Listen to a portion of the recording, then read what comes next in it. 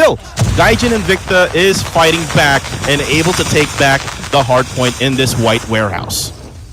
Yeah, that is the problem right now for this game, for Team Eve, because they are missing a lot of time getting those hard points. It's already on the third and going into the fourth, and the scores are piling up on the side of Gaijin Invicta. If they don't gather up their teams, get their positions right, and their defense right, this game might be ending quickly at this moment, Goku. Yeah, definitely. And you know what, as well here, Neptune, the rotations of Team Eve is kind of a bit off for me here, and Gaijin Invicta just wiped them out and able to take control this next hard point. And I think it's going to be a one-sided matchup here in this hard point match. And what they need to do now, I think Team Eve needs to like talk things through and try to get a win in that search and destroy mode, which will be the next one, as Chewy tries to get in, but it is just too late right now, Neptune. Yeah, it's a little bit too late, as we only have 11 points remaining for Gaijin Invicta to take this win. So the way I'm looking at it, there are only 3 members of Gaijin Invicta being left on the hard point as 2 roams around. And that is what Team Eve is not doing at this point. They just go in for the push, and at some point, one by one, they are taken out easily. And that brings it's 150 to 44 right now. And unfortunately, we haven't seen what we're looking for from Team Eve. We haven't seen what we're looking for, the exemplary, or knowing what they have to do on this match. But hopefully, on Search and Destroy, we will be able to see them give their best fight, because this is more of non-respawn game, and that will give us the skills. That will show us the skills that they have for this match. Yeah, definitely, Neptune. And you know what? With Team Eve losing this match, this hardpoint match, again, this will give them a bit of more fire in their bodies.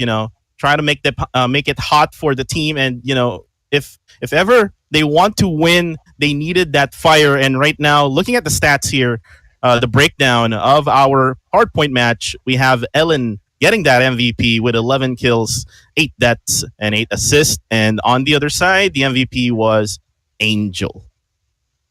Yeah, looking at those kills, well, actually, it's not the kills. It's more of the objective in here. It's the OBJ that they need to focus on. As you can see at the time in there, Ellen is spending more time alive at this point with being an MVP in there. The kills, not really, but more of the objective now. They are getting their hard points right, and their defense as well as offense, just in case Team Eve gets it first. Now, that's one thing that Team Eve needs to work on moving further into the group stages. And here we go. Scores right now on the first match, 44 to 150 in favor of Gaijin Invicta, Goku. Right, and it is a really one-sided matchup there for Hardpoint in firing range. But again, like what you mentioned, it's going to be a different type of game right now, which we will switch over to Search and Destroy, and we're going to have it on Crash. And it's kind of a bit of challenging for all these ladies for this type of map, because like what you said, the A side will be most definitely be the ones that'll be pushed. On the B side, on the other hand, might be pushed, but not that much, right? Yeah, it might be slow on the B side. It will be probably a last resort for the teams, just in case it will be a 2v2 or 1v1 if they really need to go for the plant and not really kill the enemy. But that is the way I'm looking at it. Every time we see a Crash in here, it's an A push for the attackers and the defenders as well. It's normally a 1-4 split leaving one behind at B, and the rest will be going on A. So we'll have to see, will that be the case at this point? And the way we're looking at it, yes, it is a 1-4 split right now on this game from the Team Eve, who are on defenders, but I think they are proving me wrong, as we have a 1-4 split as well on the attack in here, and they are not really, they want to show Neptune, the gentleman in here, that you are wrong. We can go for a B plant in here as well. Right, and you know what? They actually baited one player going onto the A site so that they can actually push all 4 of the players of Team Eve pushed onto the other side, which is the B side. And right now, Gaijin, it was actually Gaijin and Invicta rather, who pushed onto the B side and able to actually plant the bomb, and they were able to gatekeep all of the players of Team Eve, and they got the first win in that round. Wow. Yeah, I mean, I really love it when these teams prove me wrong. It has been happening in there, even from the previous shoutcasting that we did together. So right now, we'll have to see. We have a Rose in here, a sniper, already waiting for anyone who peek out. And I think there's one in here. Jerry from above, Joey will be killed by Tokyo in there. And here comes the push. Another B push in here. One lady is waiting there. Simp will be taken out, and Lyric, all of them will be killed by Tokyo in there on a KRM. Angel right now will be taken out as well. It's now left to Cherry right there on a 1v4. Will Cherry be able to survive this and do a clutch, or will it be a lost cause for Team Eve right now on this second round, Cuckoo? And you know what's the problem here right now, Neptune, for Team Eve, is that Gaijin Invicta is doing total map control right now in this crash map, and remember the one who picked this one was Gaijin Invicta, so probably they did some scrimmages or maybe practiced a lot in this. And oh, there we go! What by Simp, and dropping down Rosie. And 1 from each team has been taken down already. Tokyo in there going in for the kill as well. Here comes Tokyo going in for the backstab. Oh, the miss in there, but will be taken down by Lyric. But Devi and Ellen was able to get down on Angel and Simp, and it is now on a 2v3. Ellen right now is going for the plant, and me right now getting this position, making sure that no one pushes B right here, as we see Mia take down Lyric in there. And it is left once again to Cherry on a 1v2. Will Cherry be able to survive this? Mia finishing it off. Another round for Gaijin Invicta. And we saw there, Neptune, that there was a bit of a miscommunication for Team Eve. Mia actually was able to see from above, pushing. One pushing, and then the other one did not really push at all. So again, that was a miscommunication for Team Eve, and they better make sure that they get a win this time, or else it might be a 6-0, or might be a donut for them. Yeah, well, I don't want to see another donut on this game on the side of Team Eve, but the way I'm looking at it, there's already 4 down in there. Alien going in for Simp, and Mia taking down Lyric. We have in there Angel, the only one left. This Angel has the wings to go in and fly against 4 members of Gaijin Invicta. Here comes a kill by Devi, and there you go. 0-4 in favor of Gaijin in here. And we see the level of chemistry here between these two teams, Neptune. Team Eve and Gaijin Invicta. Gaijin Invicta, again, total map control for these ladies. But for Team Eve, they don't know what to do with the opposing team that they have right now. So I think they have to communicate better here in order for them to get a win at least against Gaijin Invicta. And right now, Rosie trying to snipe out one player there from Team E, but not able to do so. Yeah, we have a quick plant happening right now, and A has been taken back by, ooh, the hit in there by Lyric, taking on Devi and Simp for the kill. I think this will be a turnaround as they move into A. Here comes a push against Rosie, and Mia will be taken down. It is now Ellen going solo against 4 members of Team Eve, and Ellen will be taken down. And here we go, Team Eve for the defusal and 1 point will be taken back by their team. I think this is it. Yeah, I think now this the is momentum. Where, yeah, this is where The momentum they is find now on out their side, how to right? go in for the push. Yeah.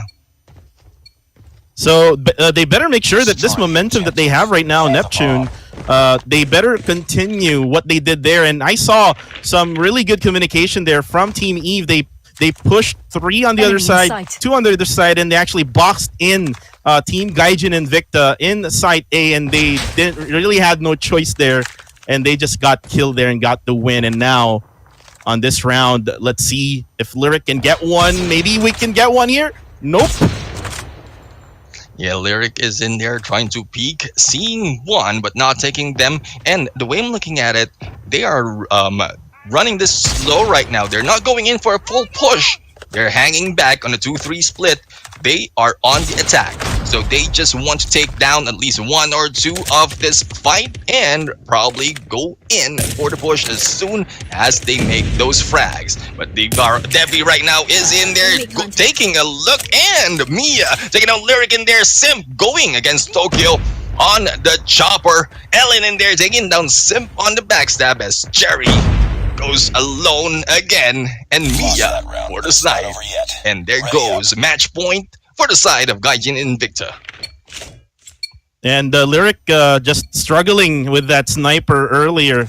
Neptune, if she was able to actually get 1 kill, maybe Team Eve was able to actually go for that push.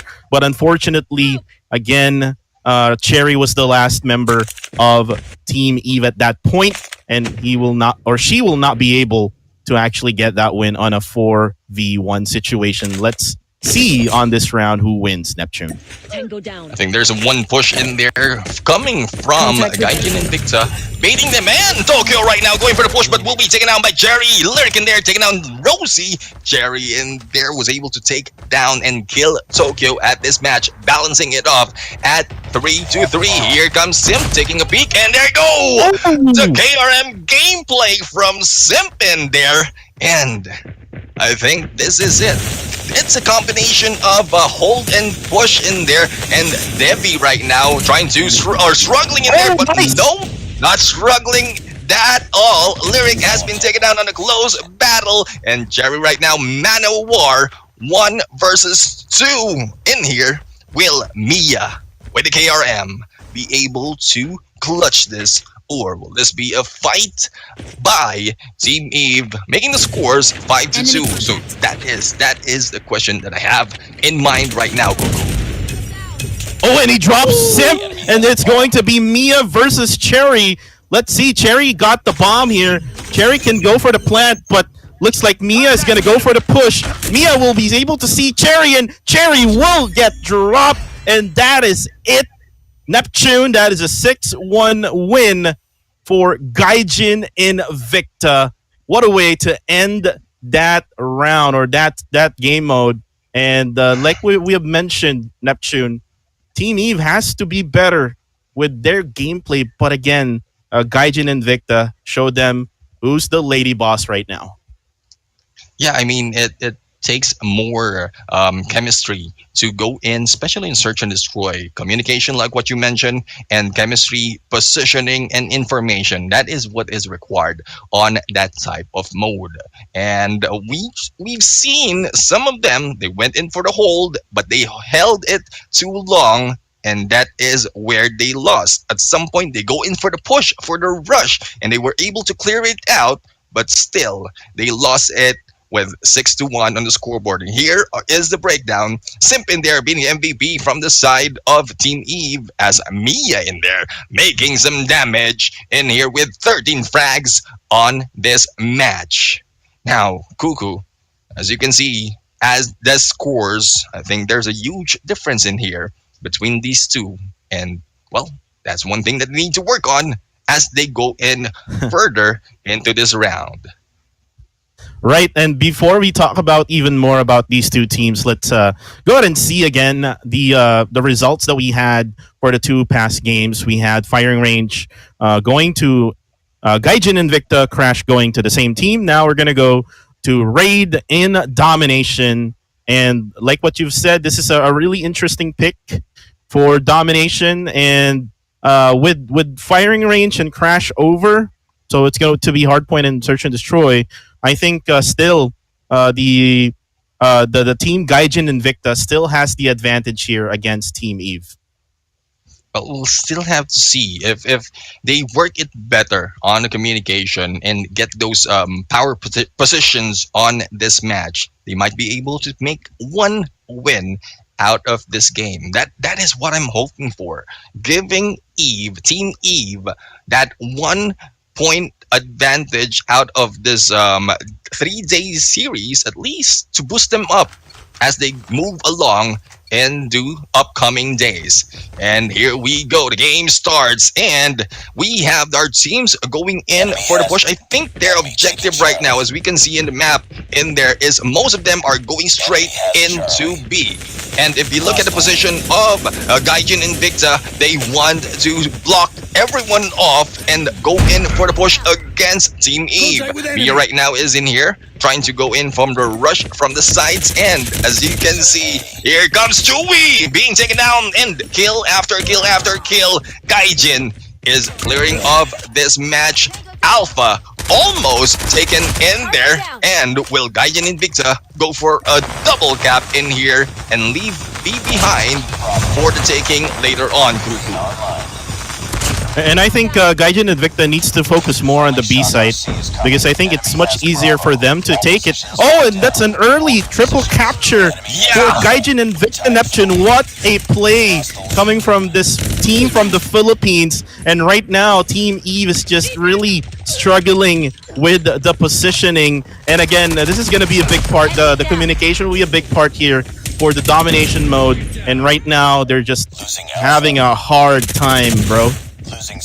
Yeah, I mean, at least get 1 point before you go in for a double capture. At that point, you might be able to leave at least two ladies in there guarding what you have captured, and then the rest can just roam around. But right now, the way I'm looking at it, everyone is going at it. Alpha, Bravo, and Charlie, and they are still losing those fights. But Alpha right now in there was taken and quickly being taken back by Tokyo. Lyric right now going for the comeback and cleaning up Alpha. And I think they're hearing me right now. Alpha and Bravo is being taken by Team Eve, and hopefully they continue this and build up their scores to catch up on the point lead that we have from Gaijin Invicta. Yeah, it looks like Bravo will be taken by Team Gaijin Invicta again, but good thing that Team Eve tried to protect that Bravo site. Now Alpha, though, there's nobody there but only one player of Team Eve. Looks like Gaijin Invicta will take back Alpha. Well, Bravo is a good pressure point in here. If you have Bravo and at least 2 or 3 members guarding that, and then the rest can go wherever it is free, either Alpha or Charlie, I think Team Eve has a chance in here as they go in for the push. But I think Alpha right now needs more manpower as our teams of Gaijin Invicta is gathering up at that point. So earlier on the earlier part of this game, there was a spawn trap happening in there from the side of Gaijin Invicta, and I think Team Eve needs to get away from that and come back. And there you go, 2 captured in there from the side of Team Eve. Will they be able to make at least a dent on the lead by Gaijin Invicta, or will they be left behind as we end the first match, or the first half of this match right here? And what a way to end that first half of that domination. Team Eve trying to make a comeback here against Team Gaijin Invicta. And right now, let's see if Team Eve can continue on with that momentum at the very end of the first half of the domination round. Let's see if they can actually do it. If they are able to do it, definitely Neptune, we will see a lot more of Team Eve. But looks like on the B side, there's so much of Gaijin Invicta. Look at the map right now. Yeah, indeed. They went in for the A capture and then went in straight into B. because they know Alpha or Charlie has been captured quickly by Team Eve, and they felt that everyone will be rushing, so everyone from Gaijin Invicta was able to wait for them and take them down. And here comes getting close to a double capture from the side of Gaijin, and here we go. The lead will still be going in the side of Gaijin as Rosie right now. Ooh, will be taken down in there by Simon Man War. We have Angel right now, Swill going in for the battle. Sparrow will not work against Angel. Simp in there going for the kill against Deppy and Tokyo. And I think this is a take back of Bravo from the side of Team E. But the cluster strike will be raining upon them, stopping with only a few seconds for the capture. It is getting close. Hopefully they'll be able to capture that and reduce the lead. Give them the chance. Let's give Team Eve a chance in this game, and hopefully we'll see a win. But the way I'm looking at it, 107-78. What do you think, Cuckoo? Is that possible at this point? It is still possible for Team Eve to actually win this. I was actually looking at the map earlier, and Alpha was actually open for Team Eve to capture. However, Gaijin and Invicta really quick with that recapture, and now Bravo is now being taken by Team Eve. Charlie trying, Gaijin trying to actually get it back, but now they got Bravo. So it's kind of a fake capture there on Charlie, or might be that they are trying to get that triple cap again. But right now, Team Eve with the XS1 Goliath Cherry is now trying to wreak havoc at Bravo's site. And now the VTOL is underway. Neptune. Yeah, the VTOL is in here, and I think there goes the damage before it has been taken down. It made a lot of damage, but it's a good thing they have the FHJ in there to bring it down. Now, we have a double capture from the side of Gaijin Invicta. We'll see if Team Eve will be able to defend and attack at the same time as the scores. The time is running out. Scores right now is 137. It's getting close to the 115 mark. Cluster Strike has been released, and Mia will try to go in for the takedown. And there you go. We have a nuke being released by Mia.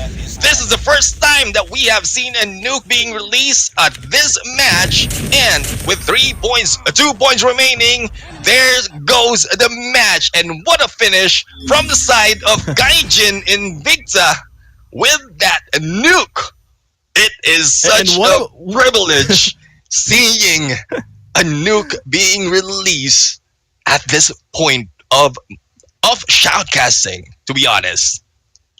And you know what? What a beautiful way to release that nuke at the very end of the match. It was just so beautiful that Mia done that, and Team Eve again still learning through this group stages.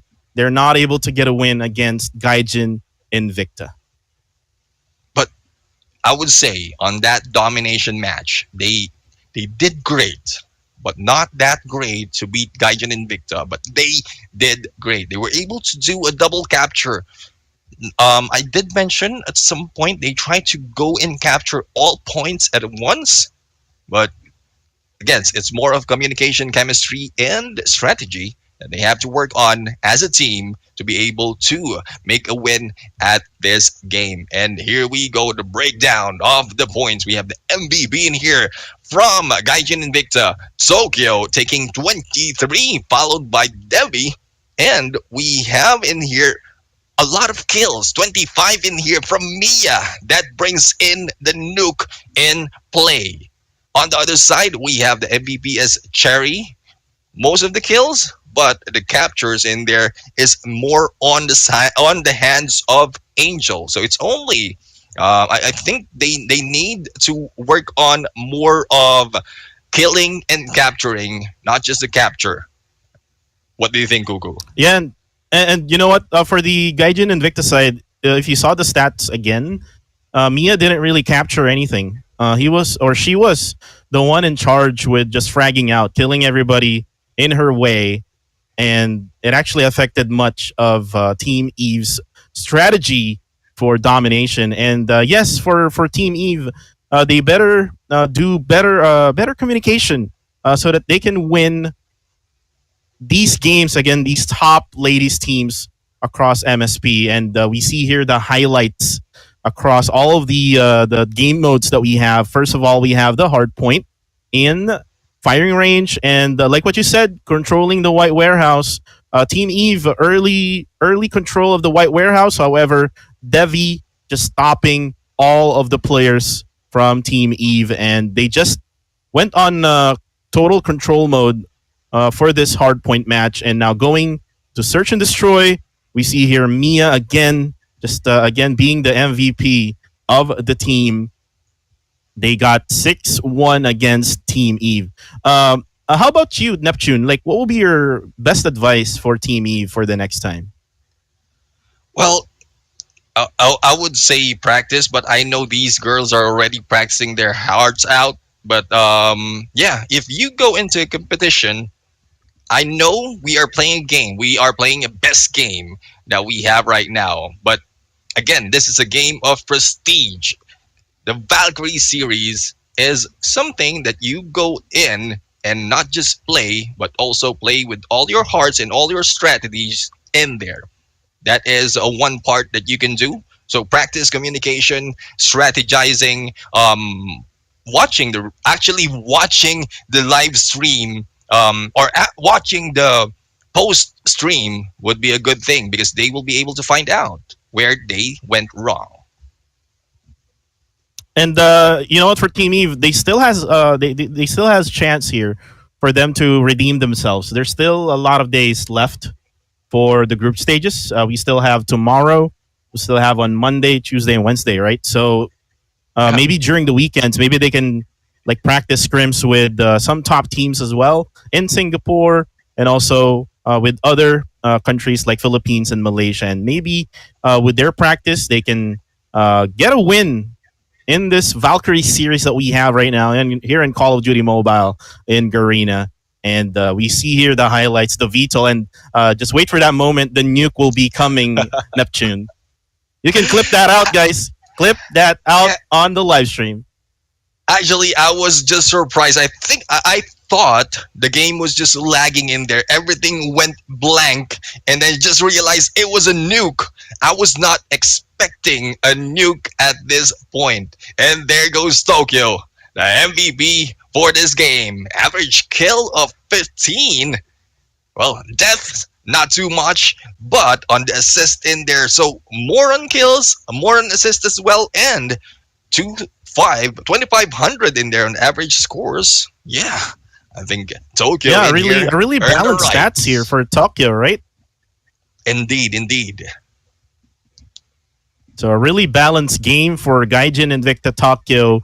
And congratulations to their team as well for getting a 3-0 win against Team Eve. And they're going to go on to their next matchup, which is going to be tomorrow. So they better prepare Neptune for that. And the same thing goes for Team Eve as they are still struggling in this tournament that we have.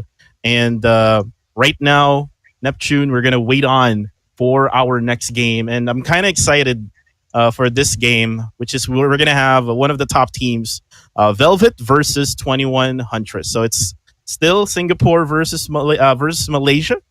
So Yeah. how do you feel about that, Neptune? Well, again, I'm still excited to see more of the gameplays in here from the teams, especially as we move along into the games. And there are no two teams battling twice at the same during this group stages. So I'd like to see how they react against each other as they move along these days. And well, we also have in here, I know you're pretty much excited about these ladies who are playing, but I'm pretty sure you have your bets on or your favorites on this game. So for those of you who are in here, let us know who are your favorites. Here are the ladies that we have right now. This is reference for you so that you would know what are their IGNs. All you have to do is type in the comment section hashtag Valkyrie and their IGN or their player name. So for instance, hashtag Valkyrie Cuckoo TV. Is that right? I think I Well, got that from you. I'm sorry.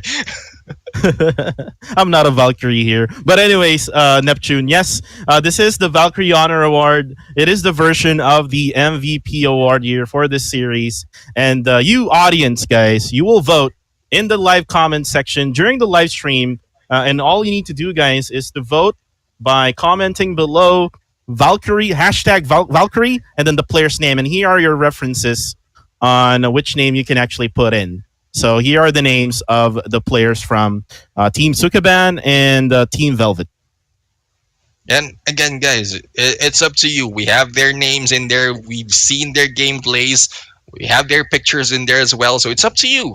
What criteria you have? If you have a favorite out of these Valkyries, then just put it there on Who's the your comment favorite? section, guys.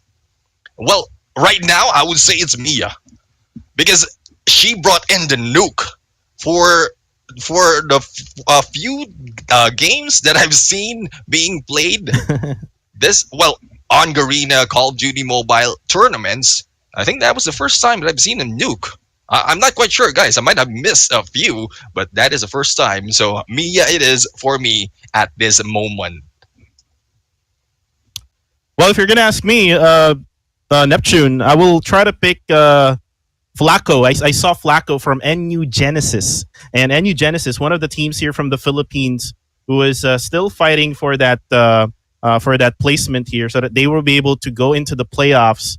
And they're currently at 5th place. So again, put your hashtags in the live comment section right now, and make sure to put that hashtag Valkyrie and the player name. Yep, hashtag Valkyrie and the player name, guys. I would think you can put your choice, no spaces in between. Just put in their player name.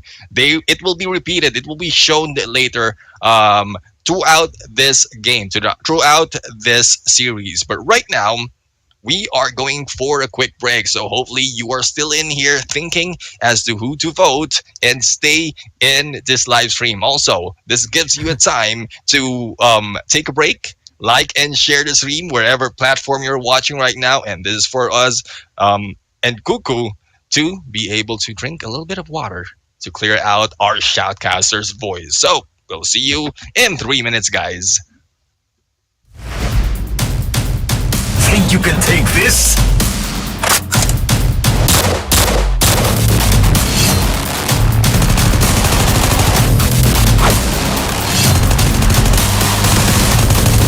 Thought you'd be more intimidating.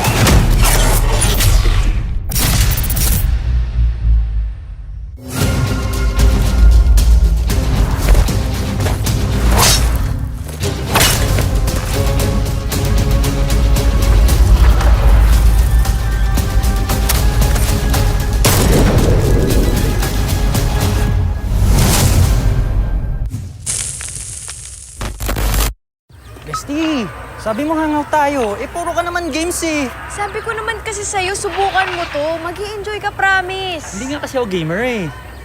Pero sige na nga, tingin lang to ah. Wow! Anong gagawin natin dito? Magkakampi tayo, tapos kalaban natin silang lahat.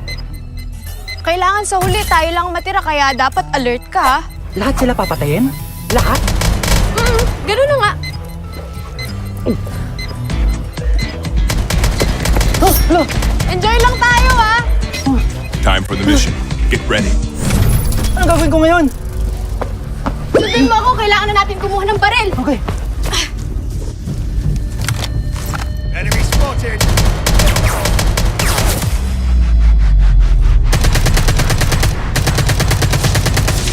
First blood. Uy! Ayos to ah! I'm hit! May sniper!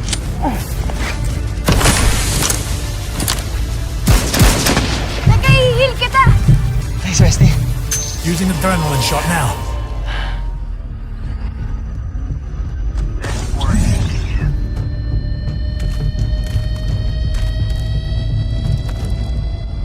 Stay alert.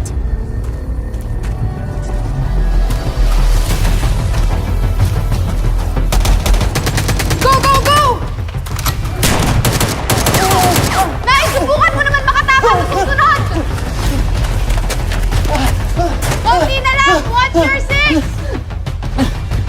Only 2 teams left, getting close to victory.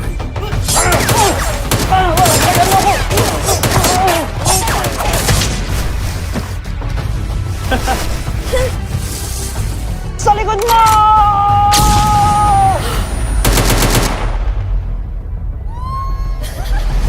We have a winner.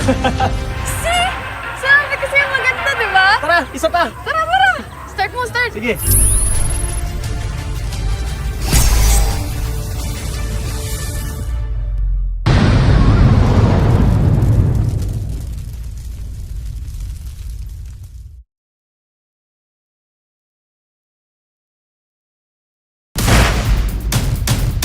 Think you can take this?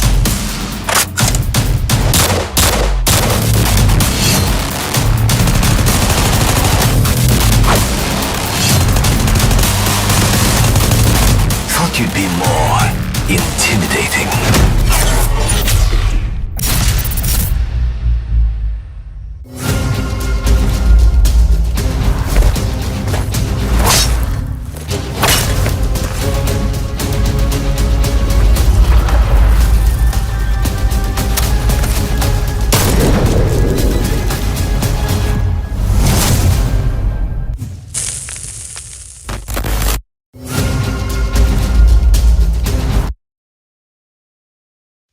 Welcome back, guys, here on Garena's Call of Duty Mobile Valkyrie series, all ladies tournament, guys, and we are back here. My name is Kuku TV, and I'm with Neptune, the gentleman gaming on my left side. So, Neptune, during the break, the really short break that we have, I see a lot of comments in the comment section for their Valkyrie Honor Award. I mean, we see a lot of hashtags.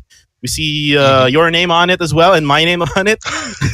But anyways, Neptune, right now we're going to move on to our next matchup. And this next matchup, again, a really interesting battle between these two. It's going to be Velvet versus 21 Huntress.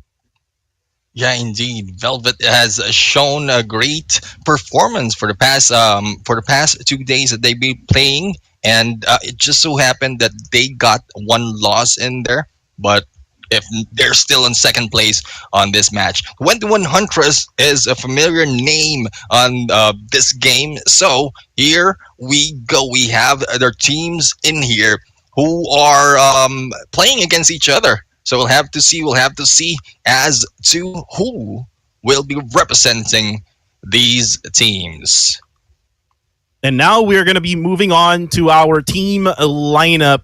And first off, we have Team Velvet from Singapore. We have Keiki, Elmo J, Vappy, Sovella, NXBot, and Bloom. And if you're going to be voting for the Valkyrie Honor Award, who will you vote for this one, Neptune? Well, here I have to see them play up close. I know what you're thinking. I'm not simping at all. I want to see them play up close because Velvet right now in here is on the second place. They have the chance to take the win. And the way I'm looking at it from the previous matches is this Elmo J who is showing a lot of great skills in here from this fight. So I'm not saying that she's my vote. I'm just saying the performance still needs to be seen. And now we go with 21 Huntress. For Malaysia, we have Tyra, Sakura, Katniss, Eudora, and Fox. Now, on this lineup, I have seen Eudora play. With that almost clutch in there on one of the Search and Destroy, I would vote off. I would hashtag Valkyrie Eudora on the comment section right now. Well, maybe not right now, but maybe later on. But she's my vote right there for 21 Huntress. And we switch over here, Neptune, to the team MVP player highlight. We have here for Velvet, Elmo J, like the one you picked earlier. And then for 21 Huntress, we have Fox. And looking at the difference between the stats of these two players, we have Elmo J having a much higher average kill count here with 18.67. However, on the other side, Fox has more average death with 14.67. So it's kind of like even here for his kill and average death. For the other side, Elmo J has more average assist with 10.67 as well. With Fox with 5.67. So with these player MVPs for each teams, I think Elmo J got the better of it with the stats here. Yeah, indeed. Elmo J is well, not really all balance in there, but more kills and then more assists as well, less deaths. That goes for a real MVP.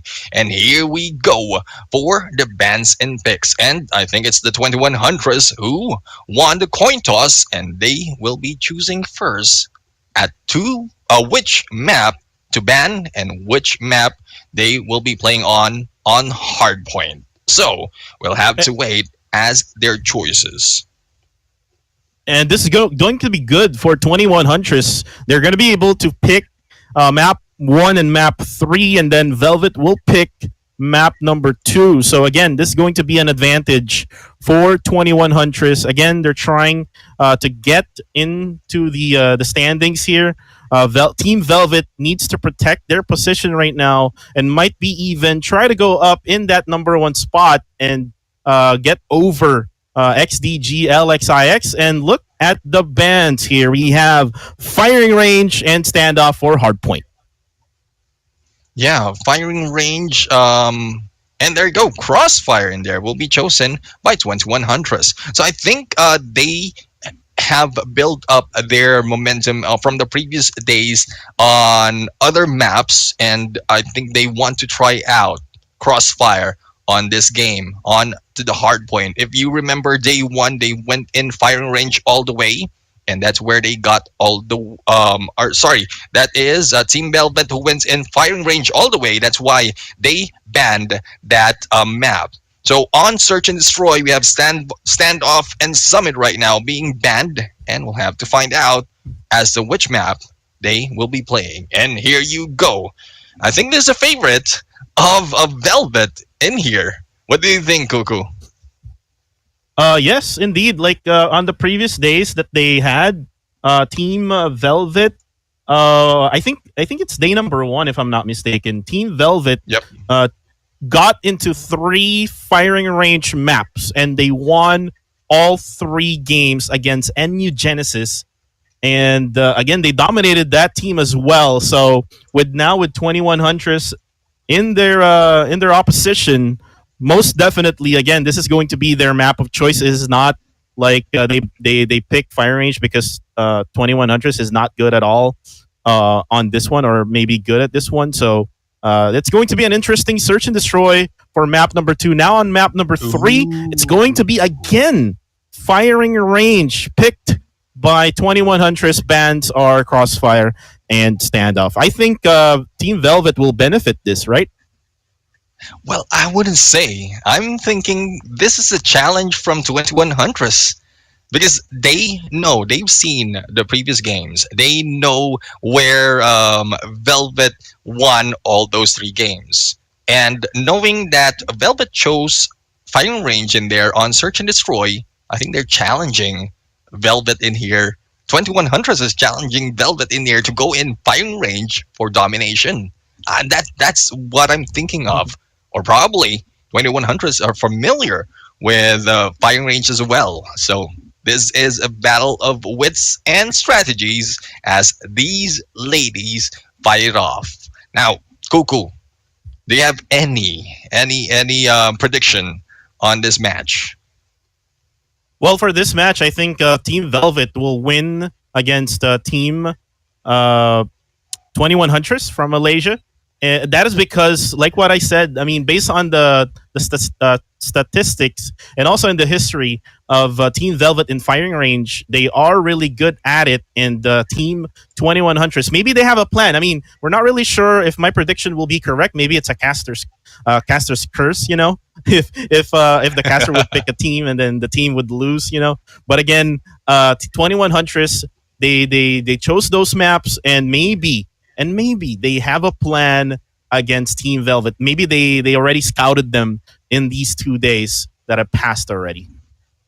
Yeah, it is possible because 2 days of battle, you'll be able to see how they fight against two different teams. So, two different teams means two sets of strategies, and I think they've already studied how they work. So, this is another day that they are going to apply what they've learned for the past, for day one and day two, and hopefully they learned a lot from them. Now, I'm still interested. 21 Huntress, like what I mentioned, it's a familiar name, and in Malaysia. So I'm still looking forward to see how they work their way against Velvet, who is at the second place of our standing. So I'm thinking I'm going against your prediction just to make it balance. We're not Yeah, let's make it biased here. balanced. We're just yeah, we're not biased here. We're just say this is the game for shoutcasters. Cuckoo says it's Velvet. I would say it's 21 Huntress, and I think they are going to step it up at this match. Now, I really love to be proven wrong, so I don't know. Cuckoo. That will be left to the teams who will be playing. Let's talk about here. Let's talk about here, Neptune. This hardpoint match. 21 Huntress has never played here for hardpoint, so this is the first time that they're going to be playing here in this tournament, and they're going up against one of the best teams here, top number 2, and ooh, that's the first blood coming from Keiki, dropping Katniss already. Indeed, I mean, a better start off in there, and here we go. Like we mentioned, it is 21 Huntress in there already gaining up on the points, but Idora has been taken down in there, and Xbot taking 2 kills already. RS has been, or RC has been released in there, but Katniss was able to take the snipes.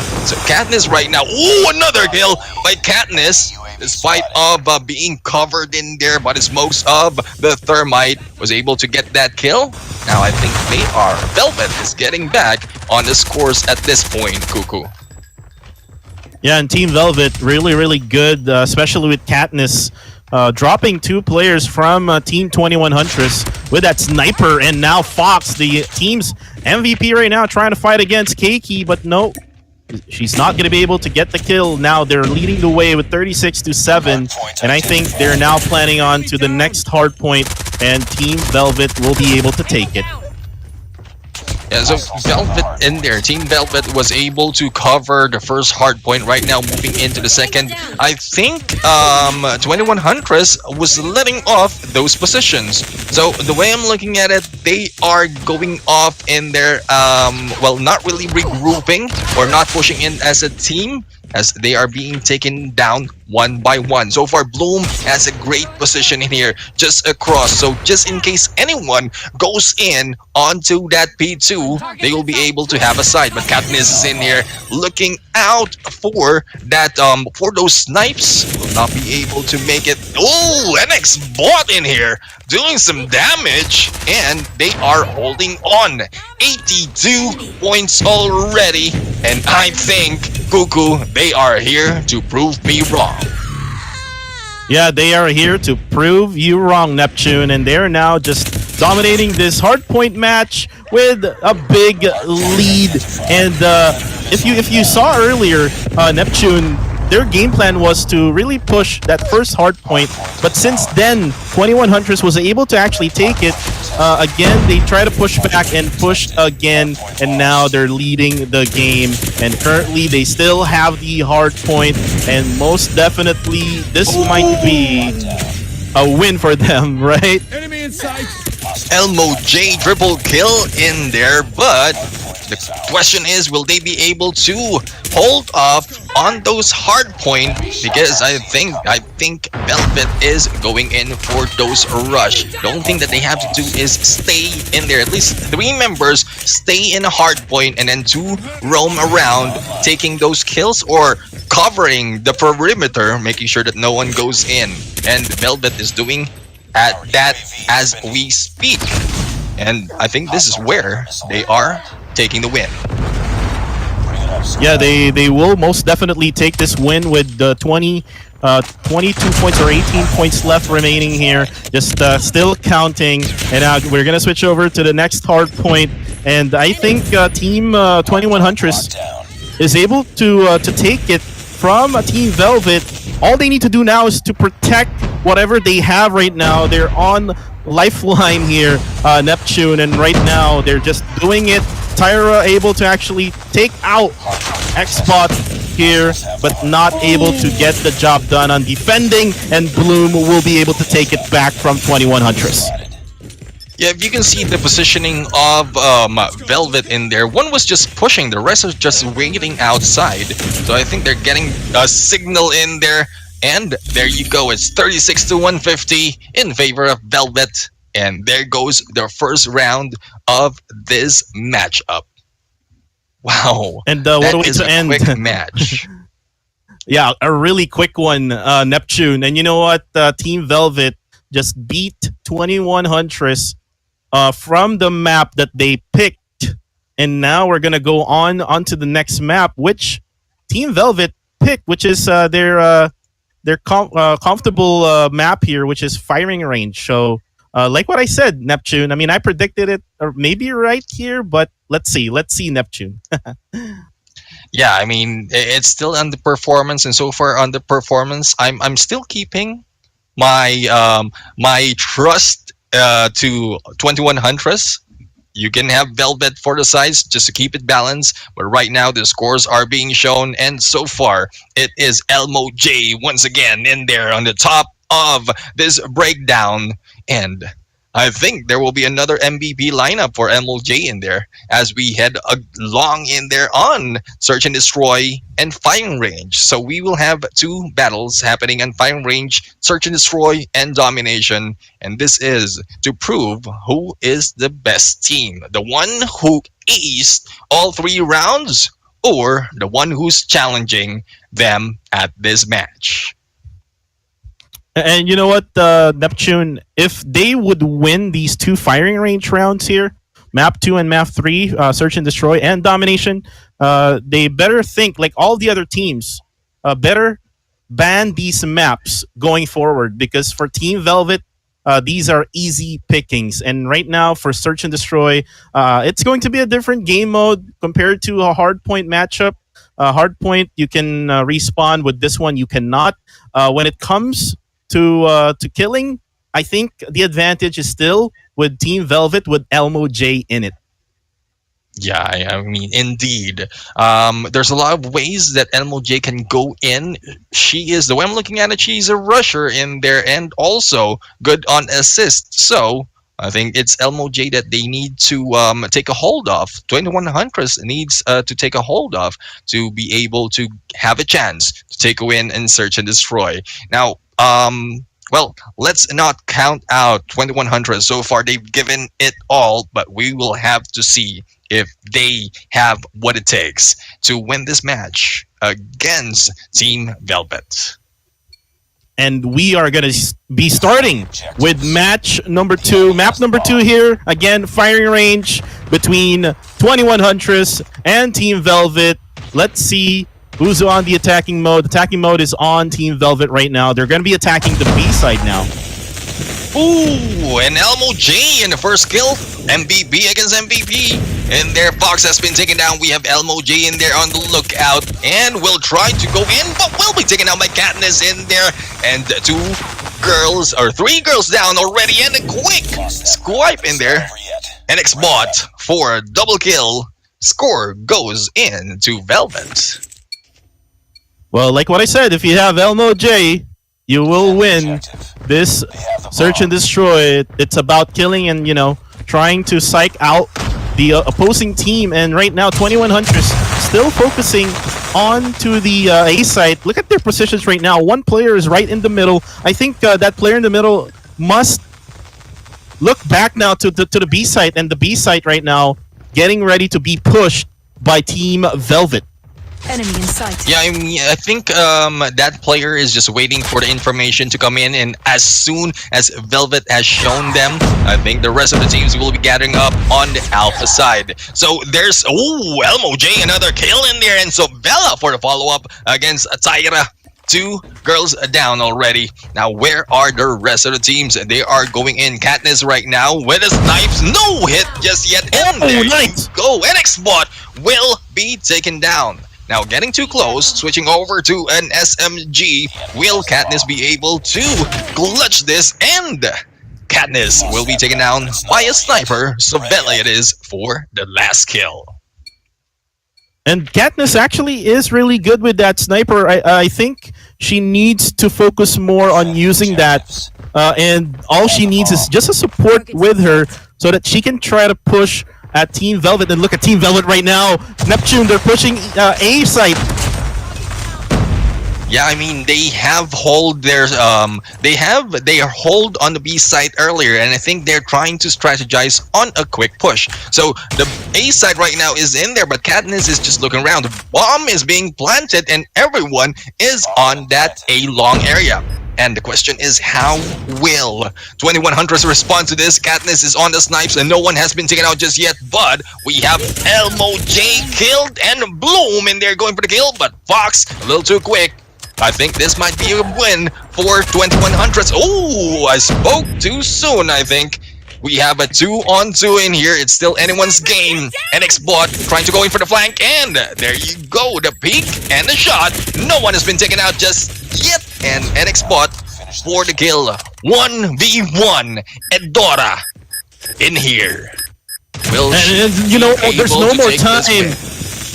There's no more time here for them to be able to take the bomb. And it's going to actually explode, and that is going to be another Team Velvet win. And that distraction gameplay coming from Team Velvet really worked well for them, and now we have a 3-0 lead in our scores.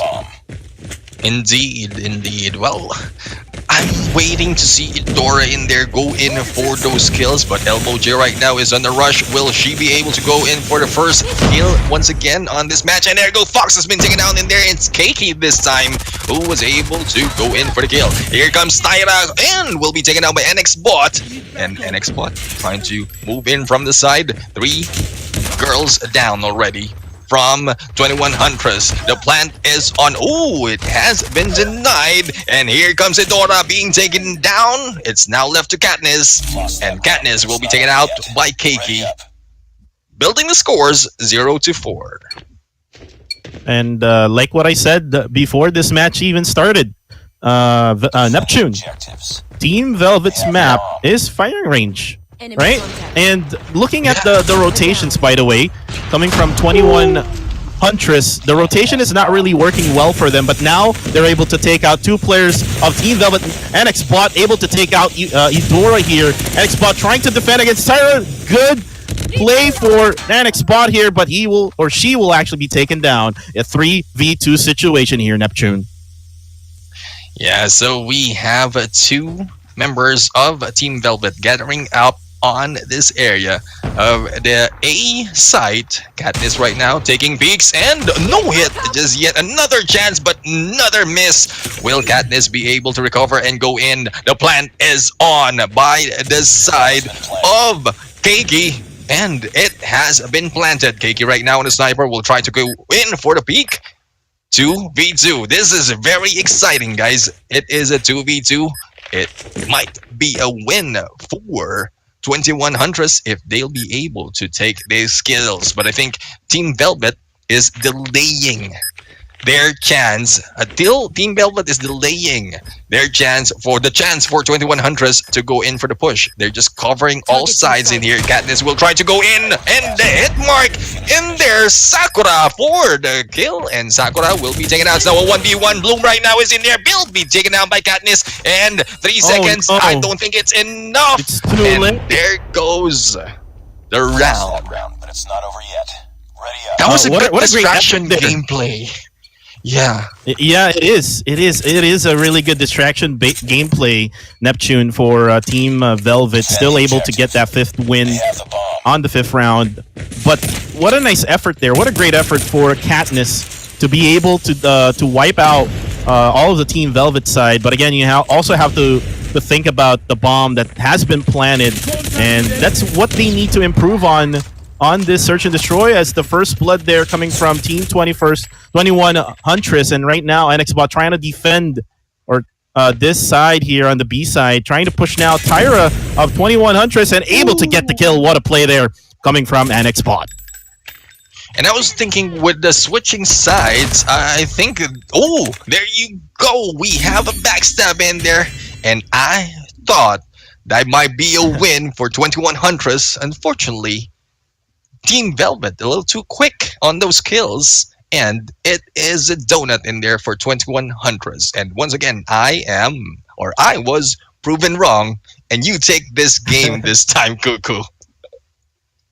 Yeah, I will take this series here, Neptune, with or just the game. We're not yet done with the domination round, and now we're gonna switch over here in the post game breakdown as we see Katniss. Katniss is showing us that she is actually doing it for the team, but again, she needs more support from his other team, her other teammates here, from Eudora, Fox, Sakura, and Tyra. On the other side, NX Bot just showed us 10 kills, 4 deaths, and 3 assists. It is actually a balanced effort for all of the Team Velvet side. Yeah, I think Elmo J is sick of the limelight, and she stepped down a little bit, giving the rest of the teams some highlights of their own. And here we go, 2 wins already for Team Velvet. Will this be a third? Once again on firing range as they go into domination. And this is a pick of 21 Huntress. Are they still confident to go against Team Velvet after that search and destroy? Or will they show a different side of their team this time? Still, I mean, 21 Huntress might be still confident with whatever they pick on the third map because that's their pick. But again, like what I said, Velvet's map is firing range. They showed it on day number 1, so I think they better do better scouting onto the next onto the next days that we're gonna have these ladies playing. Team Velvet right now just showing us how well maintained and how really good they are as a team. I mean, the chemistry, the synergy that they have, really, really good. And now we are starting with map number 3 here between 21 Huntress versus Team Velvet.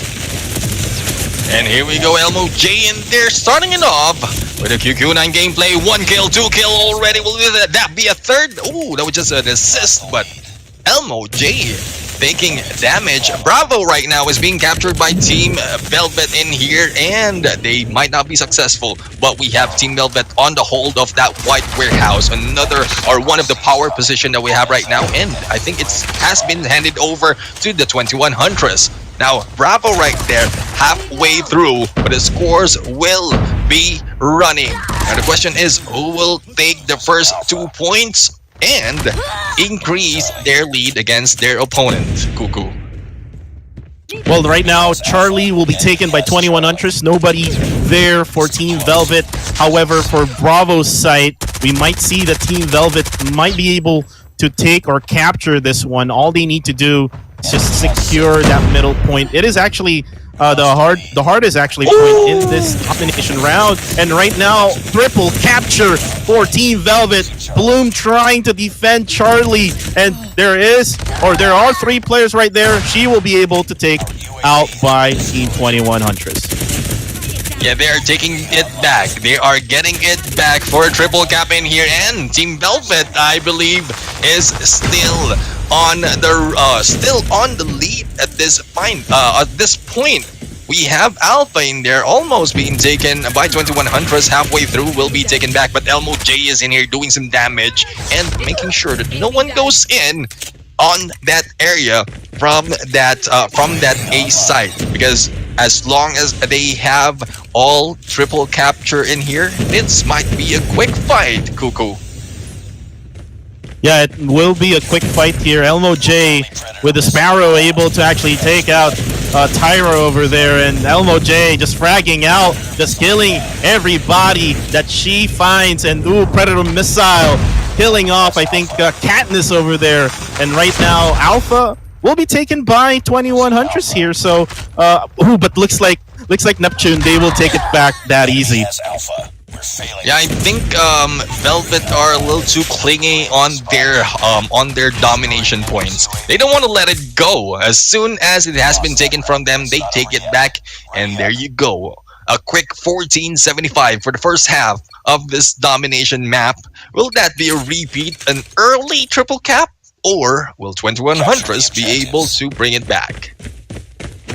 Well, let's go ahead and see on the second half here. It's going to be a long way up for 21 Huntress, but for Team Velvet, they just need 75 more points in order to win this domination round. Looks like on the B side, Bravo side, looks like 21 Huntress is trying to take that B side here. If they actually take it, they might try to get do a comeback against Team Velvet, but still, it is a really hard task for Team 21 Huntress, as all Velvet players on the kill feed right now are killing every single 21 Huntress player that they see.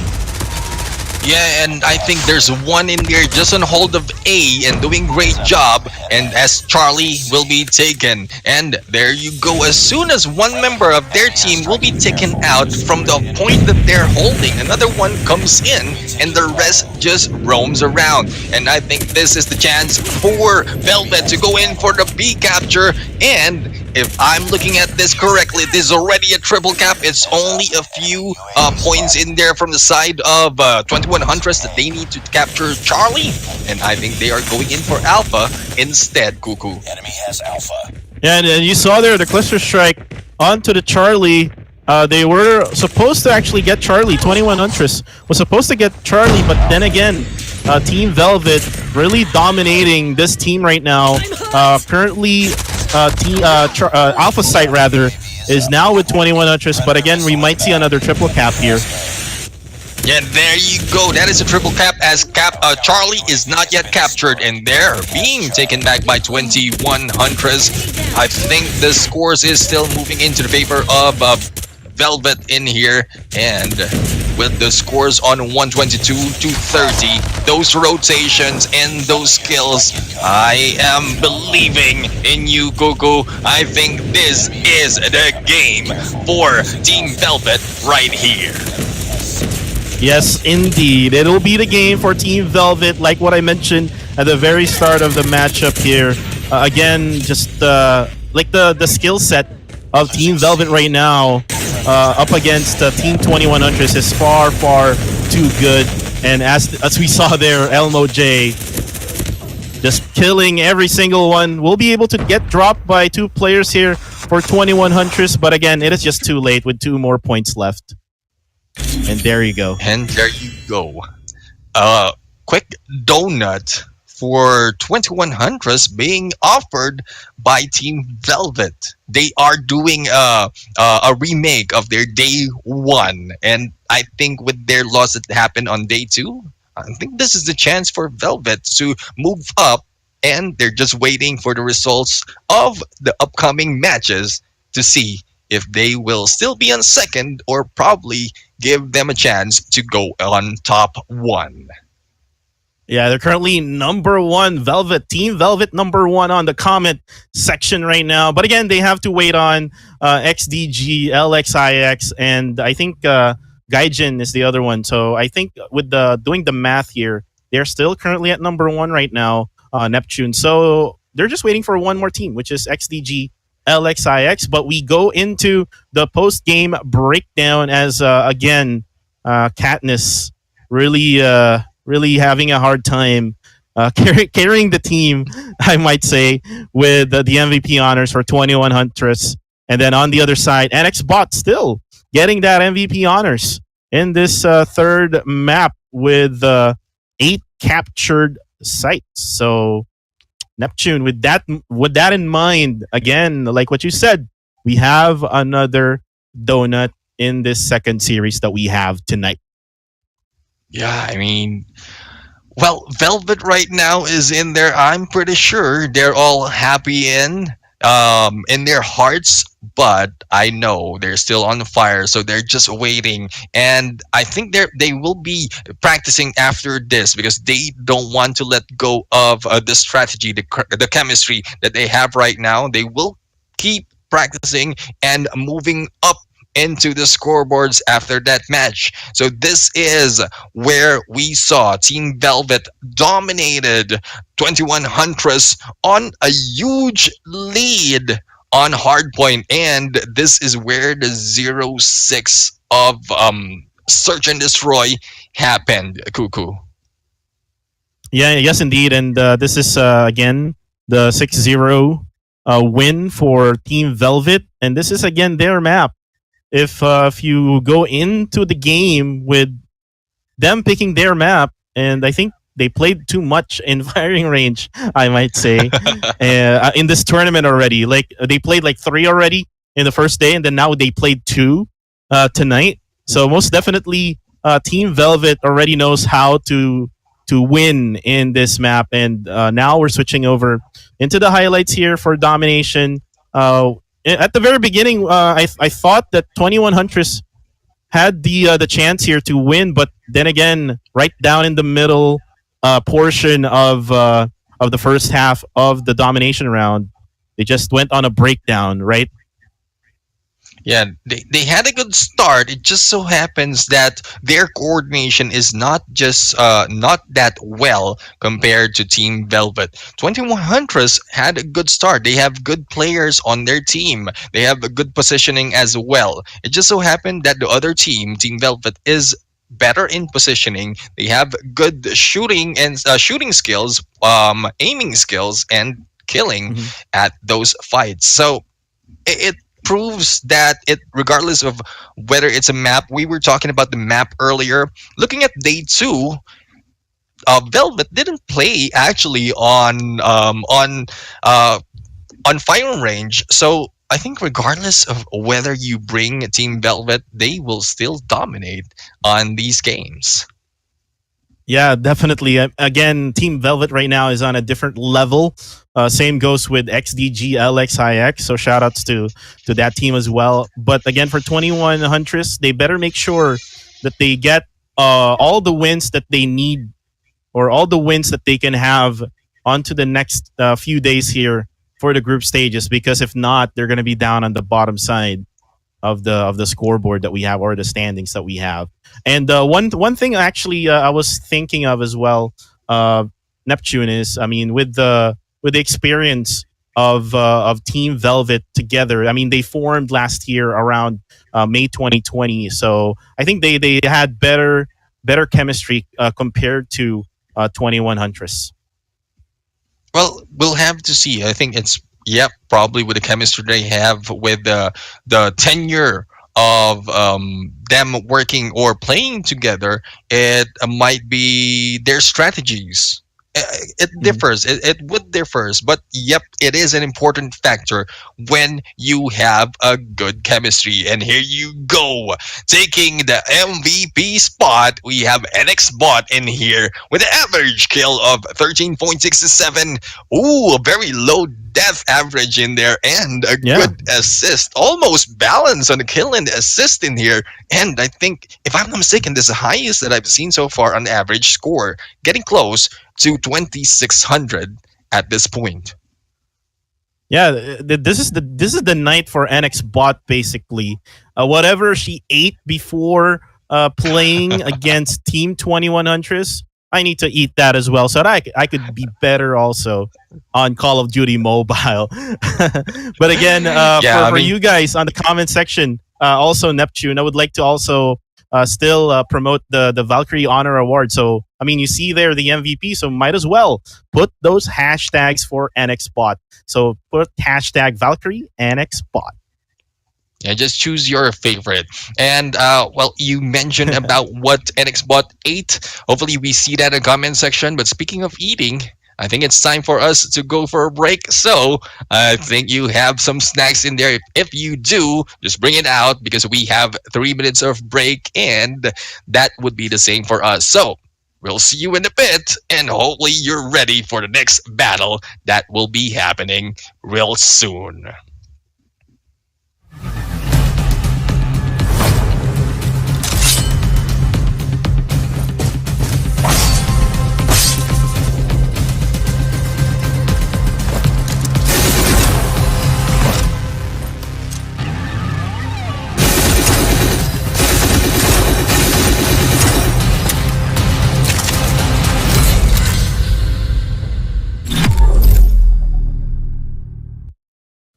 like to get exclusive content updates, previews, and events, don't forget to subscribe and turn on that notifications. Stay frosty, soldiers.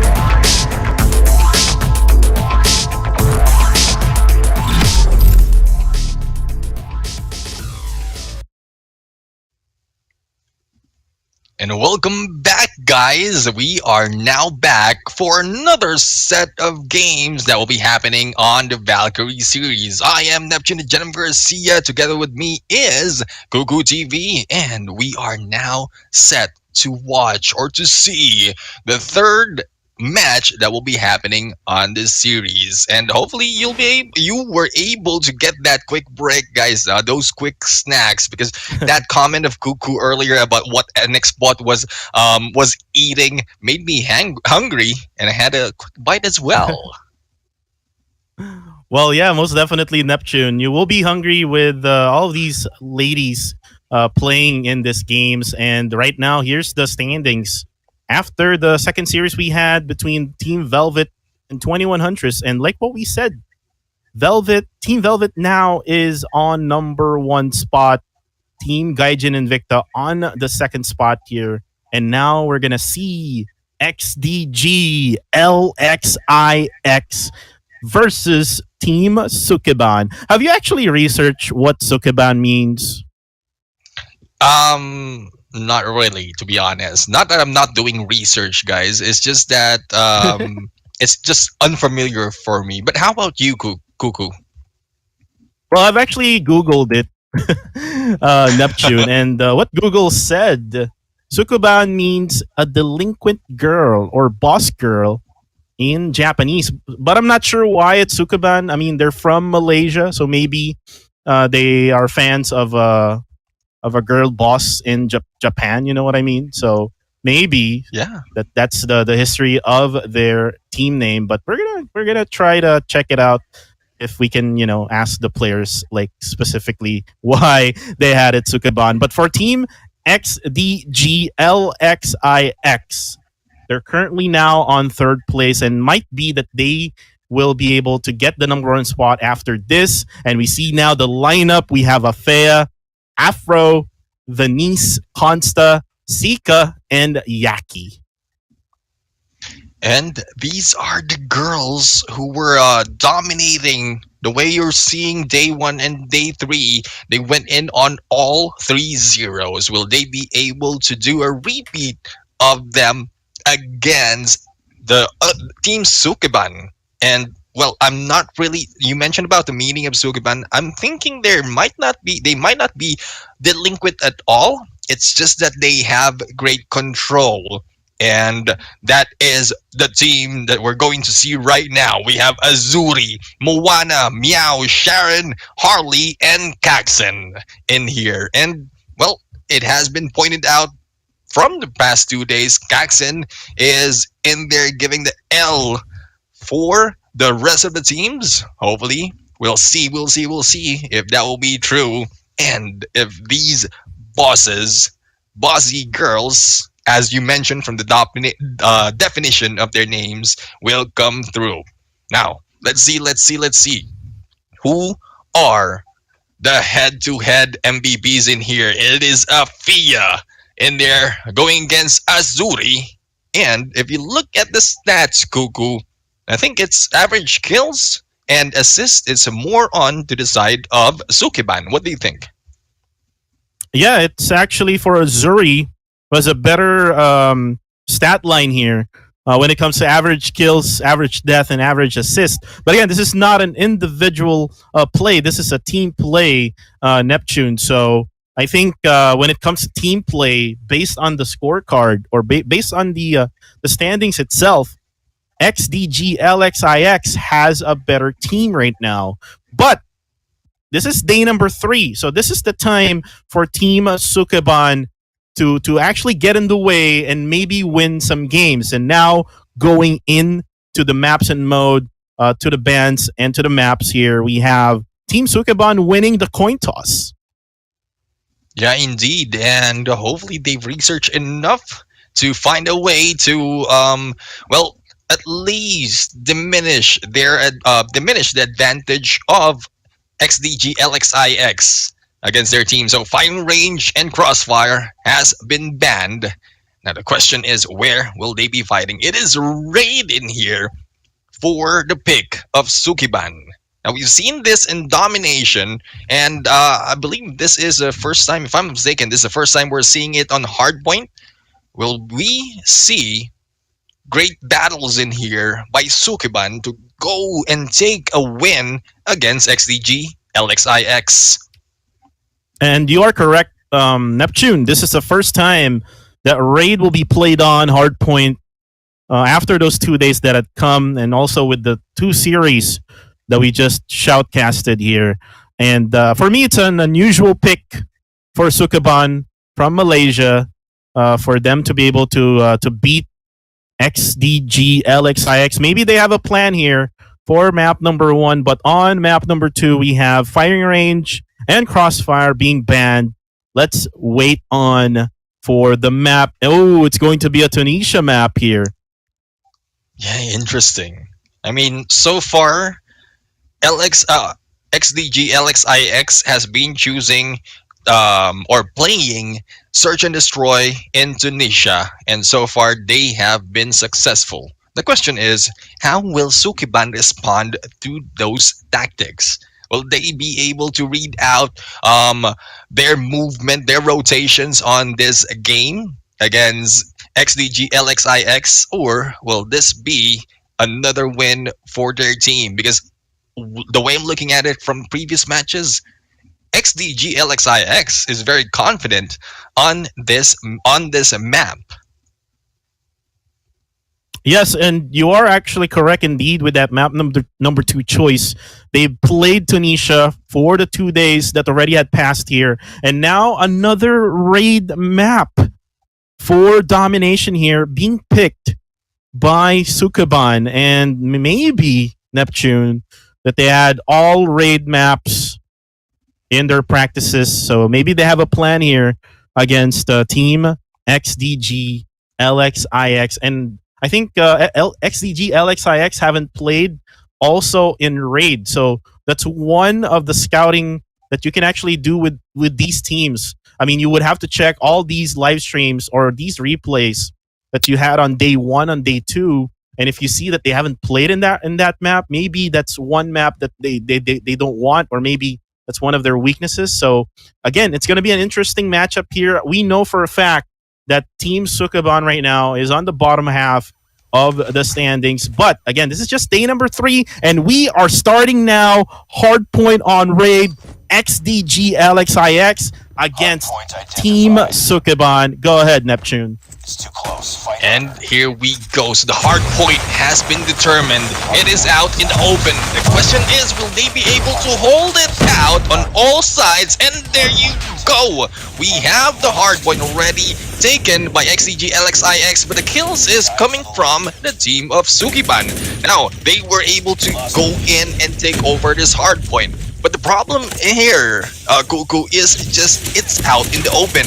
So from all directions, they can be pushed. So it's more of getting the information as where the teams or the opposing team will be coming from and responding to it quickly.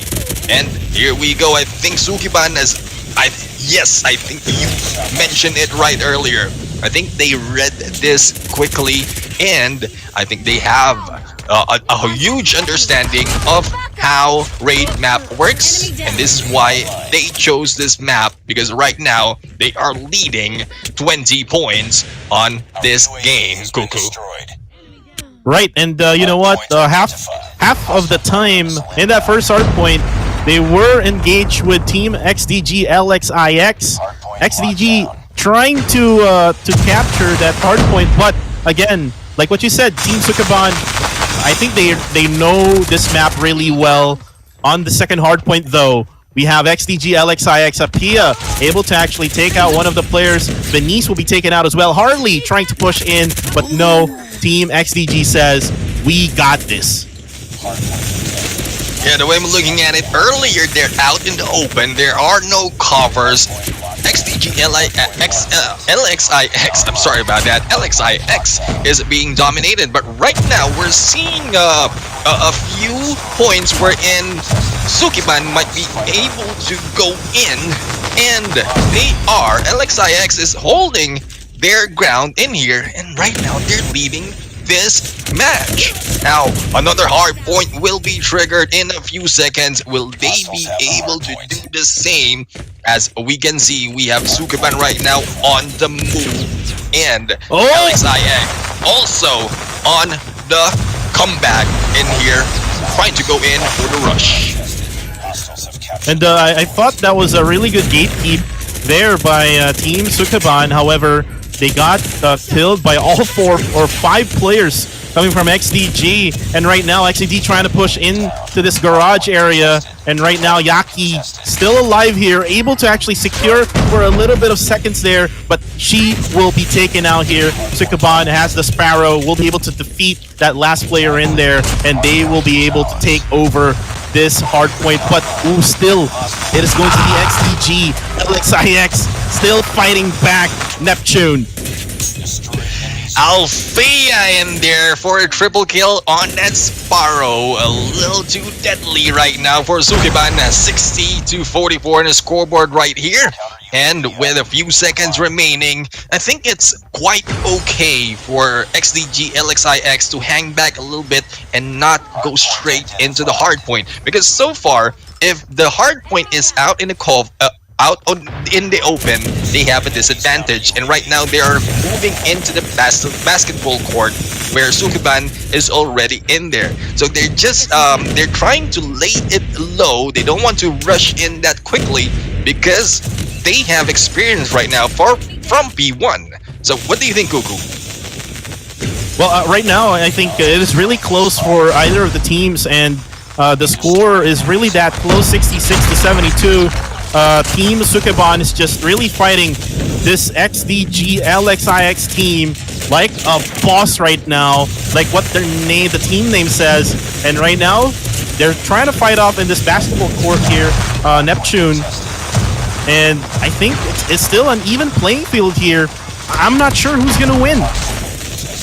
Indeed, indeed. Well, the great combination of hard points in here in raid is a few points are in the open, a few are covered, and I think that is how Sukeban read the gameplay of LXIX. Because so far in Hardpoint, this is the first time, well, not really first time, but this is a close matchup wherein LXIX might have a chance of being taken over by Sukeban.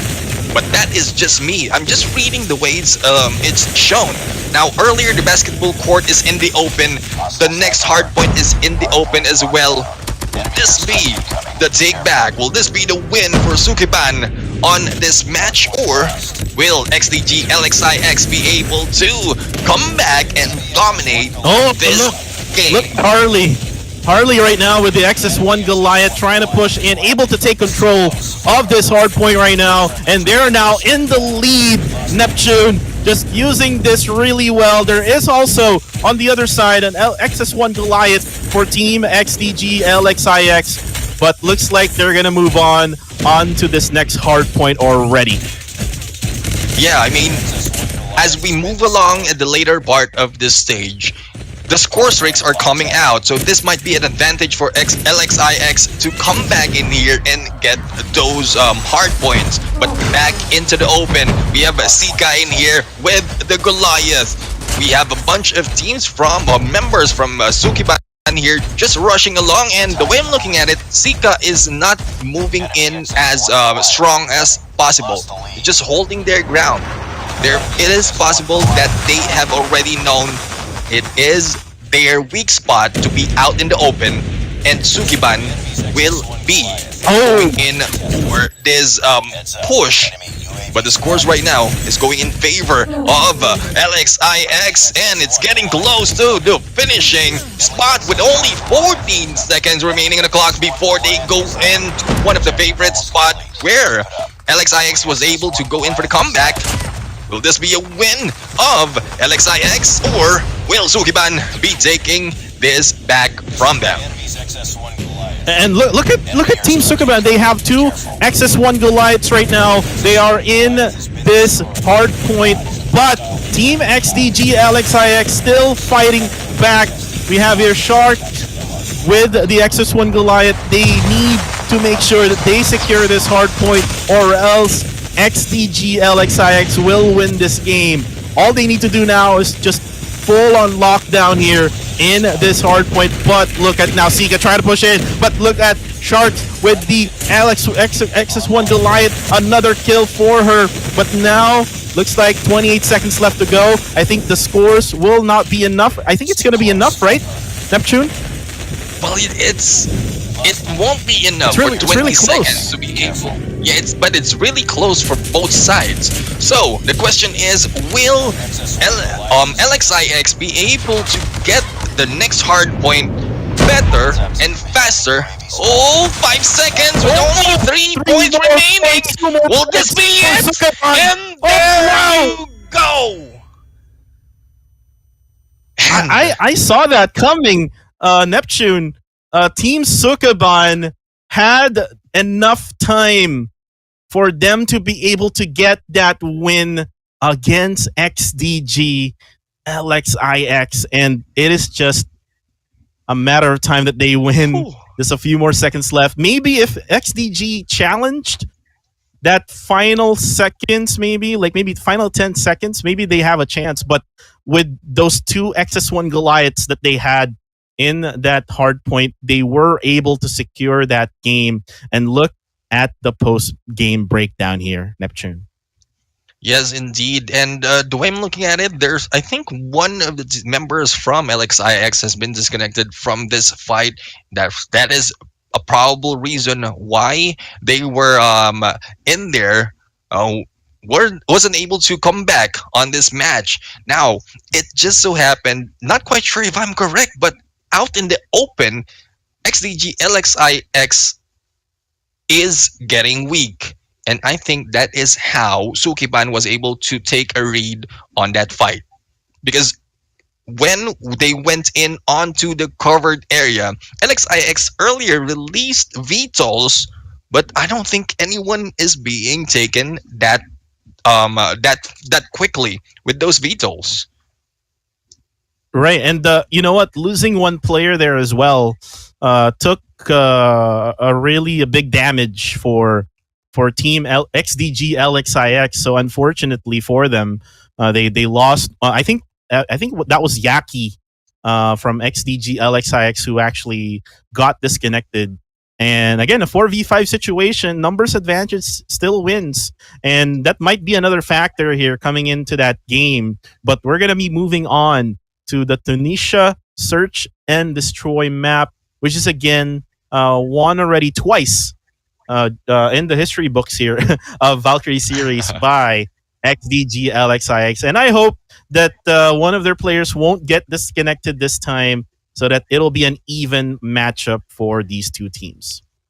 Yeah, we really couldn't tell at which part it has been disconnected, probably just by the results. So we really couldn't tell if that is the factor. But right now, we are heading into Search and Destroy. And we've seen the previous matches. Will Sukeban be able to take this win once again against XDG LXIX? Or will XDG LXIX still be the queens of Tunisia? And there right, you go. They're on the attacking side. Right. Yeah. Yep, they're on the attacking side right now. Caxton able to actually get one kill there. Sorry, Neptune. I thought I thought you were not on the audio. But right now, it's a 1v3 situation here with the QQ9 here. QQ9 meta right now. Planting the bomb for XDG LXIX. I think it's highly unlikely that Caxton will be able to win this. Well, we'll have to see because Gaijin in here has an SMG, so the mobility is still in there. It just so happens that the positioning of XDG LXIX is might be a possible. There's a possibility of a backstab if Gaijin will be able to take down one. But that is still something that we'll have to see. Gaijin right now trying to go in for the push. Will try to go above, and there you go, one kill. And will this be a clutch by Gaijin? Trying to go again is Afro, but Afro in there getting back. And 1 point being taken by XDG LXIX. Right, and that was a really great effort as well here for Team Sukeban, Gaijin, with the last member left for them. Unfortunately, the aim at the final moments of that round didn't went well for her. And right now on the attacking side again, I think Team XDG LXIX will go for the B side. Look at the positioning of Team Sukeban. They're all focused on the A side, and there will be surprise. And now on the move is all the players going to the B site. And that is where the split pushes are critical. Because with a split push, if you're focusing on B, one member will be staying on A, getting the information if anyone will be rushing them. And here we go, Gaijin in there trying to get back. I think I spoke too soon. 2 kills already from the side of LXIX. Gaijin right now is on a grudge kill. Another hit in there against Consta. It is now one girl left. Afia right now on the QQ9 will try to go for the takedown in there. 1v2 and the defusal is on. Oh no! It will not be successful. Afia was able to delay that defusal, and score still goes into XDG LXIX. Yeah, and that was a really good delay gameplay there coming from Afia of XDG LXIX, able to actually delay things up. They were already able to plant the bomb earlier on, so the time is ticking for Team Sukeban, and right now we're on round number 3. And on this round, we're seeing Sharon right now taking peeks, and we'll be seeing Consta in there. Will be hit as well, but the headshot will be the death of Consta on this game. Now, knowing that the teams are rushing in there, we have LXIX moving in for those kills. 2 girls down already, and we have a Gaijin in there for the take back. Afro and Zika will be taken down, and we have in there 1 point being taken back. I think Sukeban right now are really, really mad because that second round should have been theirs and it was let go. So they are getting back into XDG LXIX at this moment. And you know what, Neptune with Sukeban pushing all together. If they're all together with their team, they're most likely gonna win against Team XDG LXIX. But the first blood for Sukeban and the 3 players down already for them, and now it's gonna be a 1v4 situation. Azuri trying to make it for Team Sukeban, but no, it's going to be a 3-1 lead for XDG LXIX. I think LXIX right now, XDG LXIX is waking up from that loss. They don't want to let it go. They want to take a win to make sure to balance it off on the on the leaderboards. So Zika right now bring the bomb onto B. Another quick plant will be happening, and here comes the rest of the teams going in for the perimeter run. No one from Sukeban is getting close just yet, but their split push is will be disturbed as they go in all out, going in on this area. And there you go, 3 members going in from the sides. Sukeban Sharon in there for the kill before being taken down by Afia. Afia in there going in for the hit. 2 to 3 on this matchup. Gaijin right now trying to go in from the sides. We'll be seeing Afro in there, and the rush is on. Gaijin for the hit. It's now a 1v1. Apologies, that was Afia who is still alive. Afia on the pistol gameplay right now, not making those hits. And finally, Afia proving that she is still the leader of XDG LXIX, going in for that kill. Defend the objective. And what a nice play there for Afia of XDG LXIX. Again, their MVP going into this game, and right now looks like the sides has switched.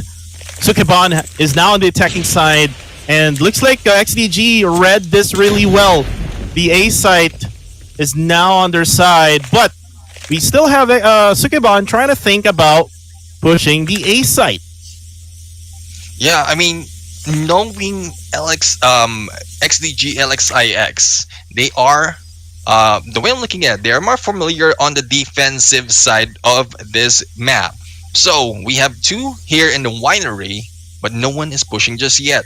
1 in there, the bottom of them, there's hearing or listening for footsteps, so they have information already. And there goes Venice for the kill against Sharon. That is the peak that they were just waiting for, and the way I'm reading this, they will be going in for the rush. The rest of the teams will slowly go in as Venice goes in for a second kill. So Venice in there taking hits, 2 down already from that other side, focusing on winery. And there you go, the few members in there. Afro for the comeback, and another kill from Afro. It's now a 1v1. Afro going against Azuri, who will take the win. And there goes Afro as the scores right now goes in 1-5. What a game in that round. Those 2 sniper shots there coming from XDG LXIX. Now they're going to defend again. Sukeban might rethink on how they will psych out Team XDG LXIX here. They're going to go in the middle first and might push onto the A site. A site is really open right now. XDG focusing on the B site. Looks like we're going to have a game here, Neptune. Yeah, I think this is a mind game happening. The bomb is being planted on the A sites. Now, they were on a flip side, as we see Venice right now trying to take peeks, but needs to be careful because the sniper of the other team...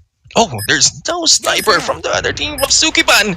Venice might have the advantage in here on those peaks, but the rush is on. Here comes XDG LXIX. Footsteps being heard. The smoke is covered in there. And Meow is in there going for the kill. And Moana for the hit as well. The quick squad wipe as XDG LXIX rushes in. And there goes another point taken back by Sukeban. And you know what? XDG LXIX lost another player here again. They're only with 4 players here with Afia, Venice, Afro, and Sika. So it's going to be the same game as what we saw in the hardpoint matchup. I mean, they're in the verge of getting this win against Team Sukeban, but again, numbers advantage. Sukeban needs to take advantage of this situation right now, Neptune. Yeah, indeed. But still, LXIX knows this map like back of their hand. I think they can do well. It's only 1 point, 1 more win that they need to go in. And there you go, despite of the numbers. I think this might be it. Wow. There goes the win. Again, the numbers game is in here. Can be blown off, can be what do you call this, can be brushed off if you have the skills, communication, and strategy of this match.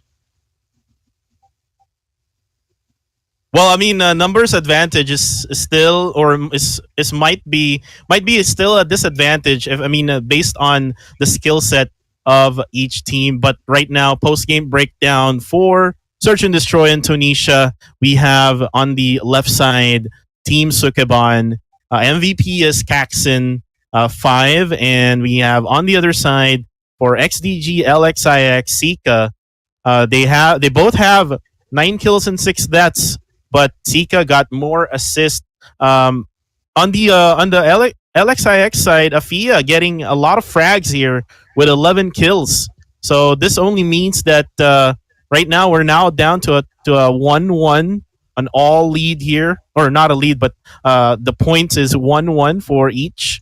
So it's going to be a raid match, or raid map rather, for domination, and whoever wins this one will have the better of it in this series. It's going to be a domination again for raid. Again, I think this is the second time we've already seen this one, right? Indeed, but the gameplay will be different. Yeah, for domination, yes, this is the second play or second time that we're going to see this on domination. But in terms of XDG going against Sukeban, so not quite sure if the tactic of Sukeban will still apply on this domination match, because it's a different set of rotation that's required. The weakness that has been shown on the first match, and I'm not putting I'm putting it lightly, the weakness that has been shown in there by XDG LXIX from the hard point might not be visible on this domination match. So it's still anyone's game, but this is deciding point as who will take the lead on this standing, on the standing of this Valkyrie series.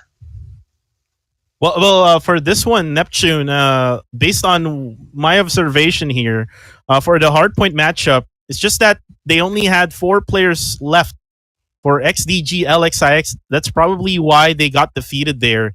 It was a really close matchup until the very end that one of their players got disconnected.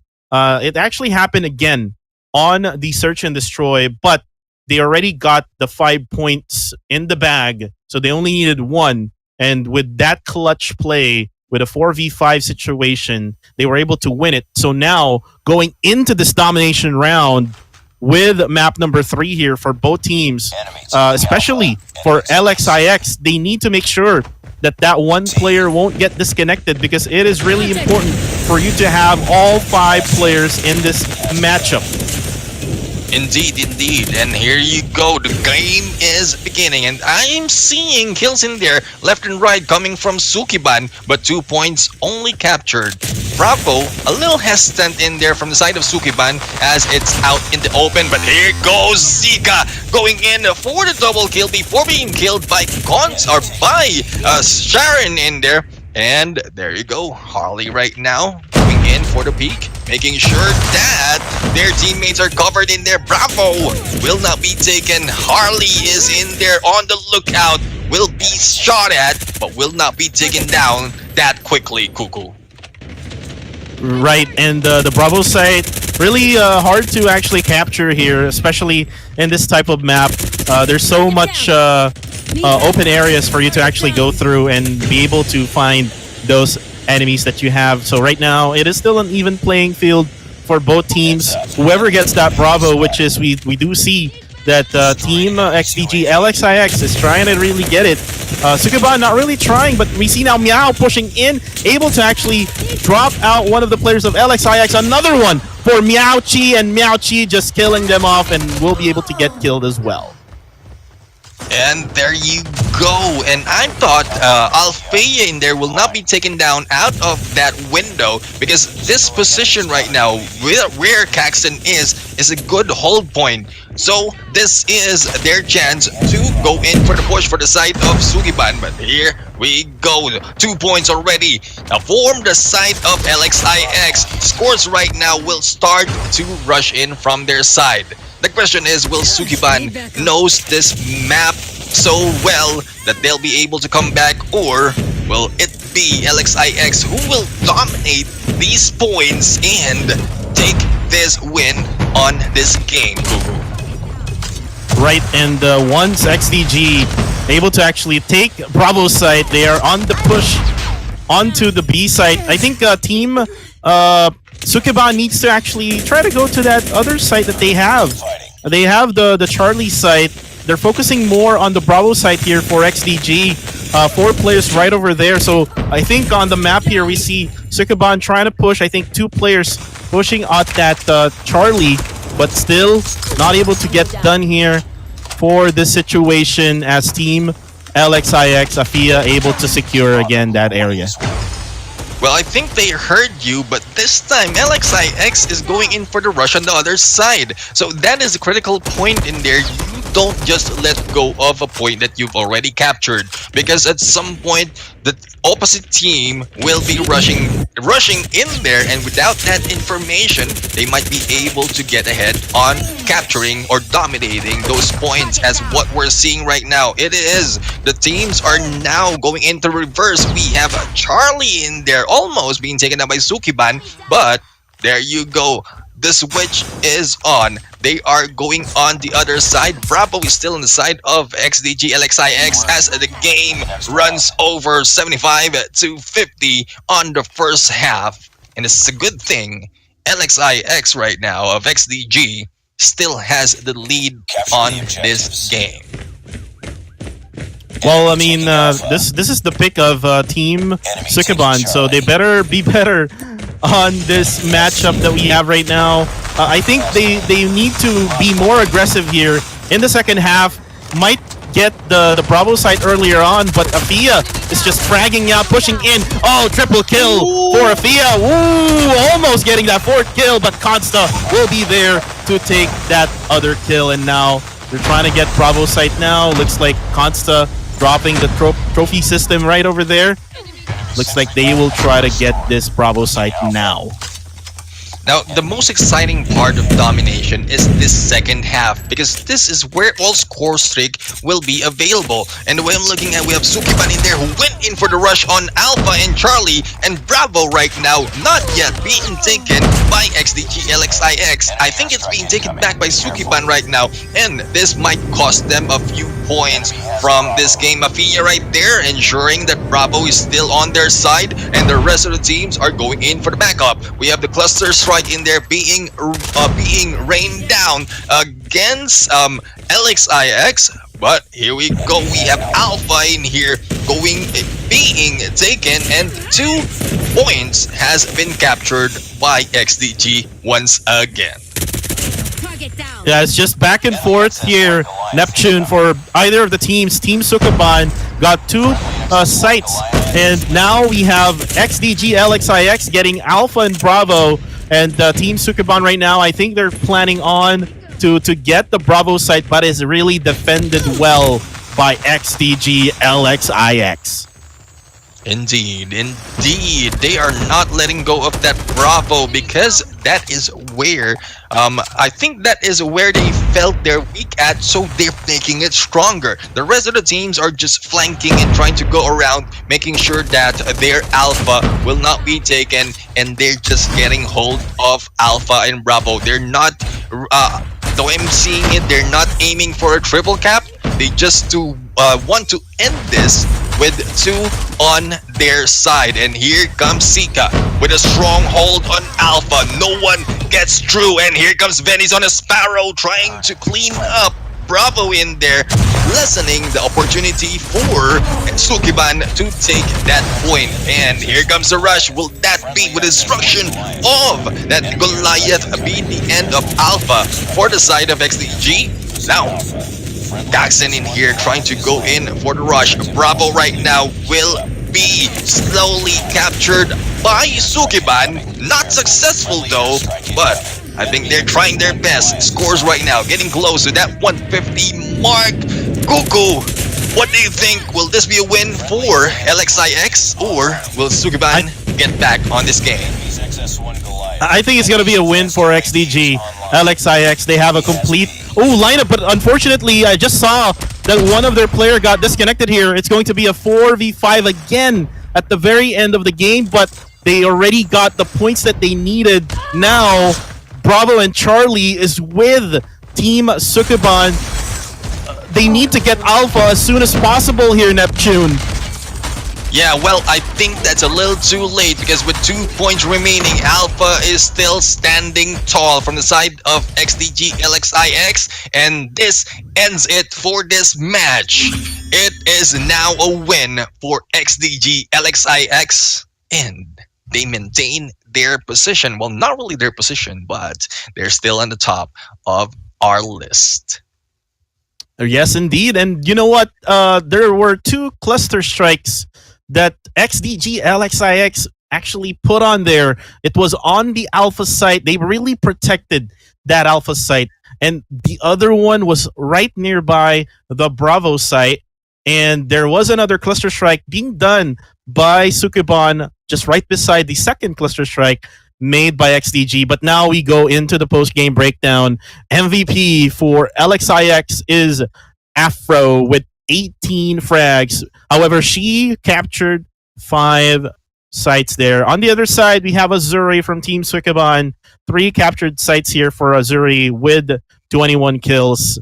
Again, numbers advantage always happens whenever one gets disconnected. Good thing though, Neptune, that when one got disconnected, they are most likely gonna win already.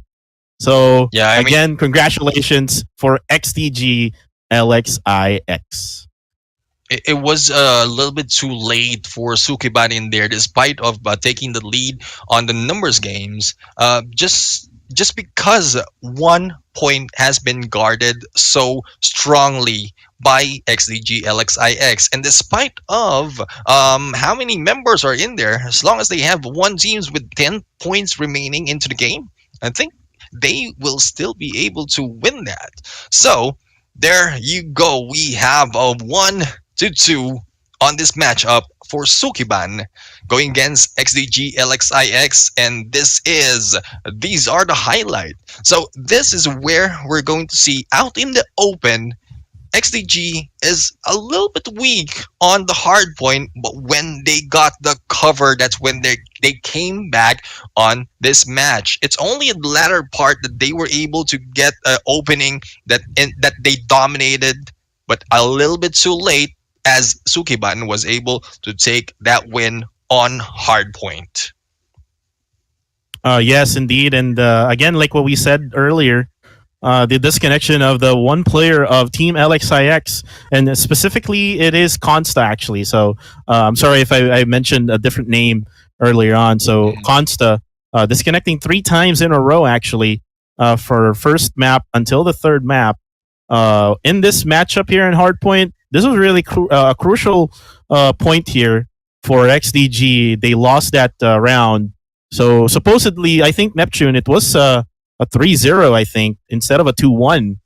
without those disconnections. Now we switch over here to Tunisia. This is the map of XDG LXIX for Search and Destroy, and they really did their job here on winning against Team Sukeban. Really, really great effort actually for Team Sukeban. I thought it's going to be a one-sided matchup, but they really put up a really good fight against XDG.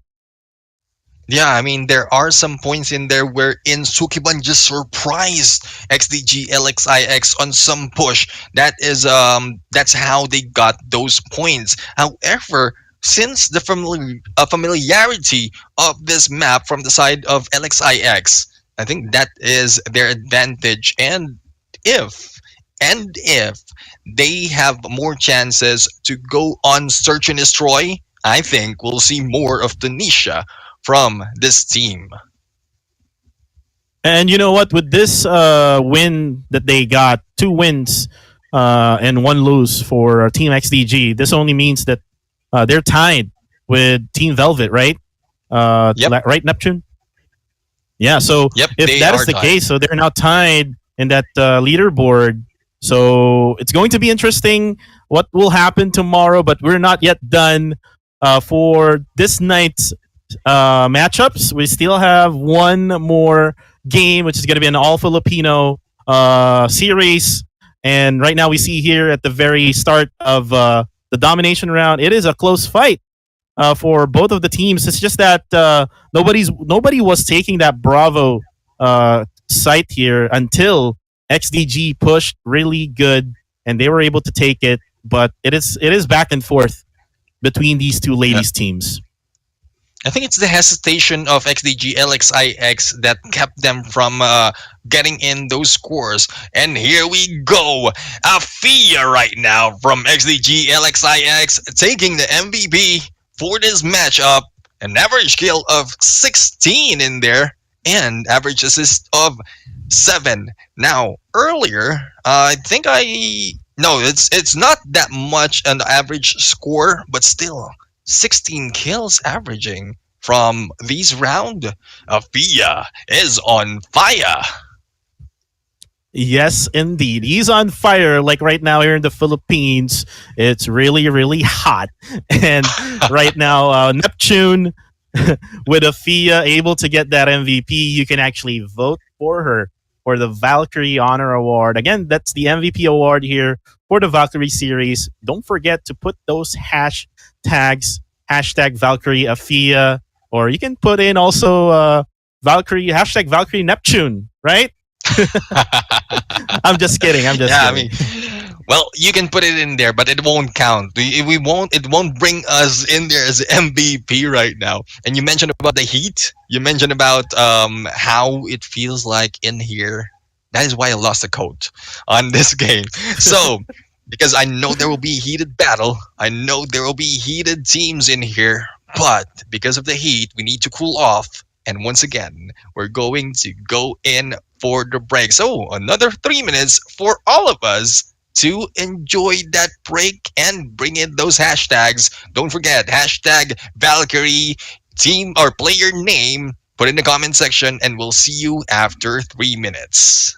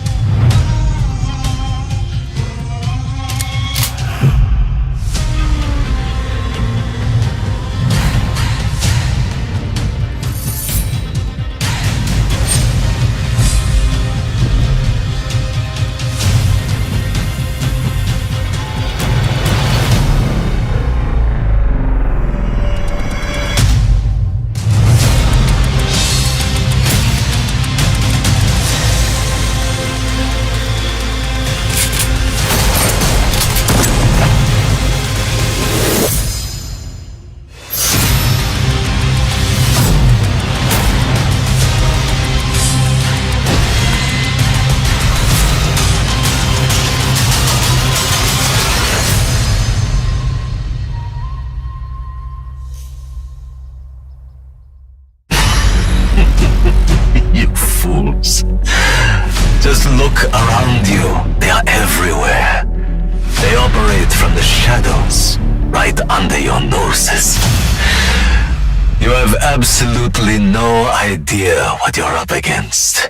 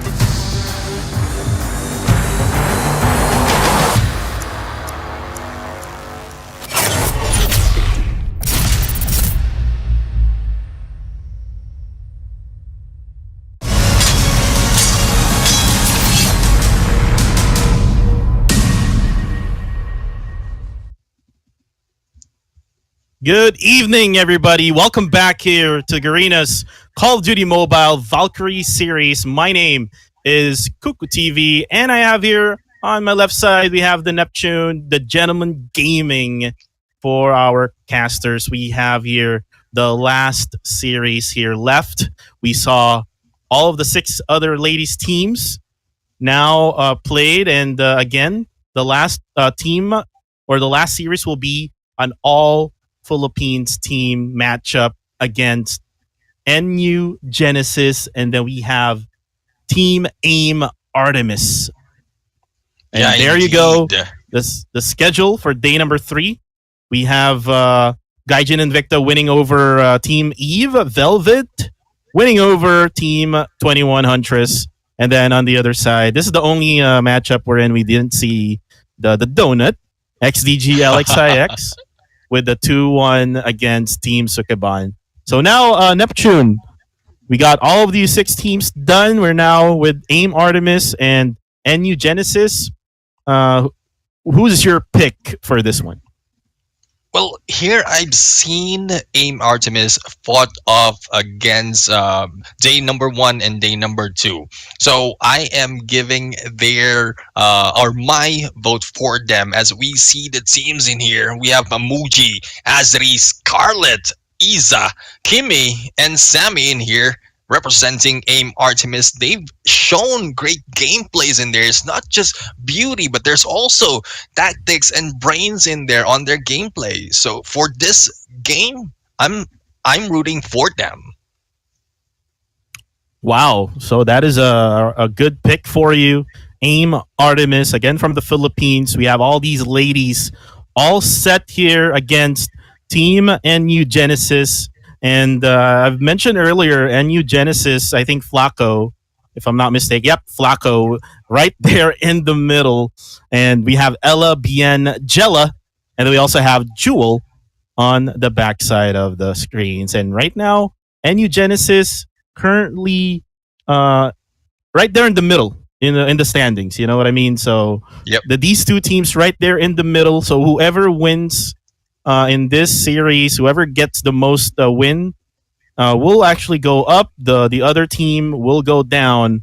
But again, it's a good thing, Neptune, that 21 Huntress, Sukeban, and Team Eve actually lost today as well. So I think it's not going to be a difference here. But now we see here the team MVP player highlights. Go ahead, Neptune. Yeah, I'm seeing, looking at the average kill in there from Iza, and the lead compared to Flacco. Well, like what you mentioned earlier, it is a team play. It just so happened that Iza is in there dominating against the rest of the team. Not much assist in there, but Flacco is in there more of the support role of this match. Now, speaking of match, we're going to see where they will be playing. And the way I'm looking at it, it is NU Genesis who won the coin toss, and they will go for first ban and first map on this game. Right. So NU Genesis will have the first pick and also the last pick here for the maps.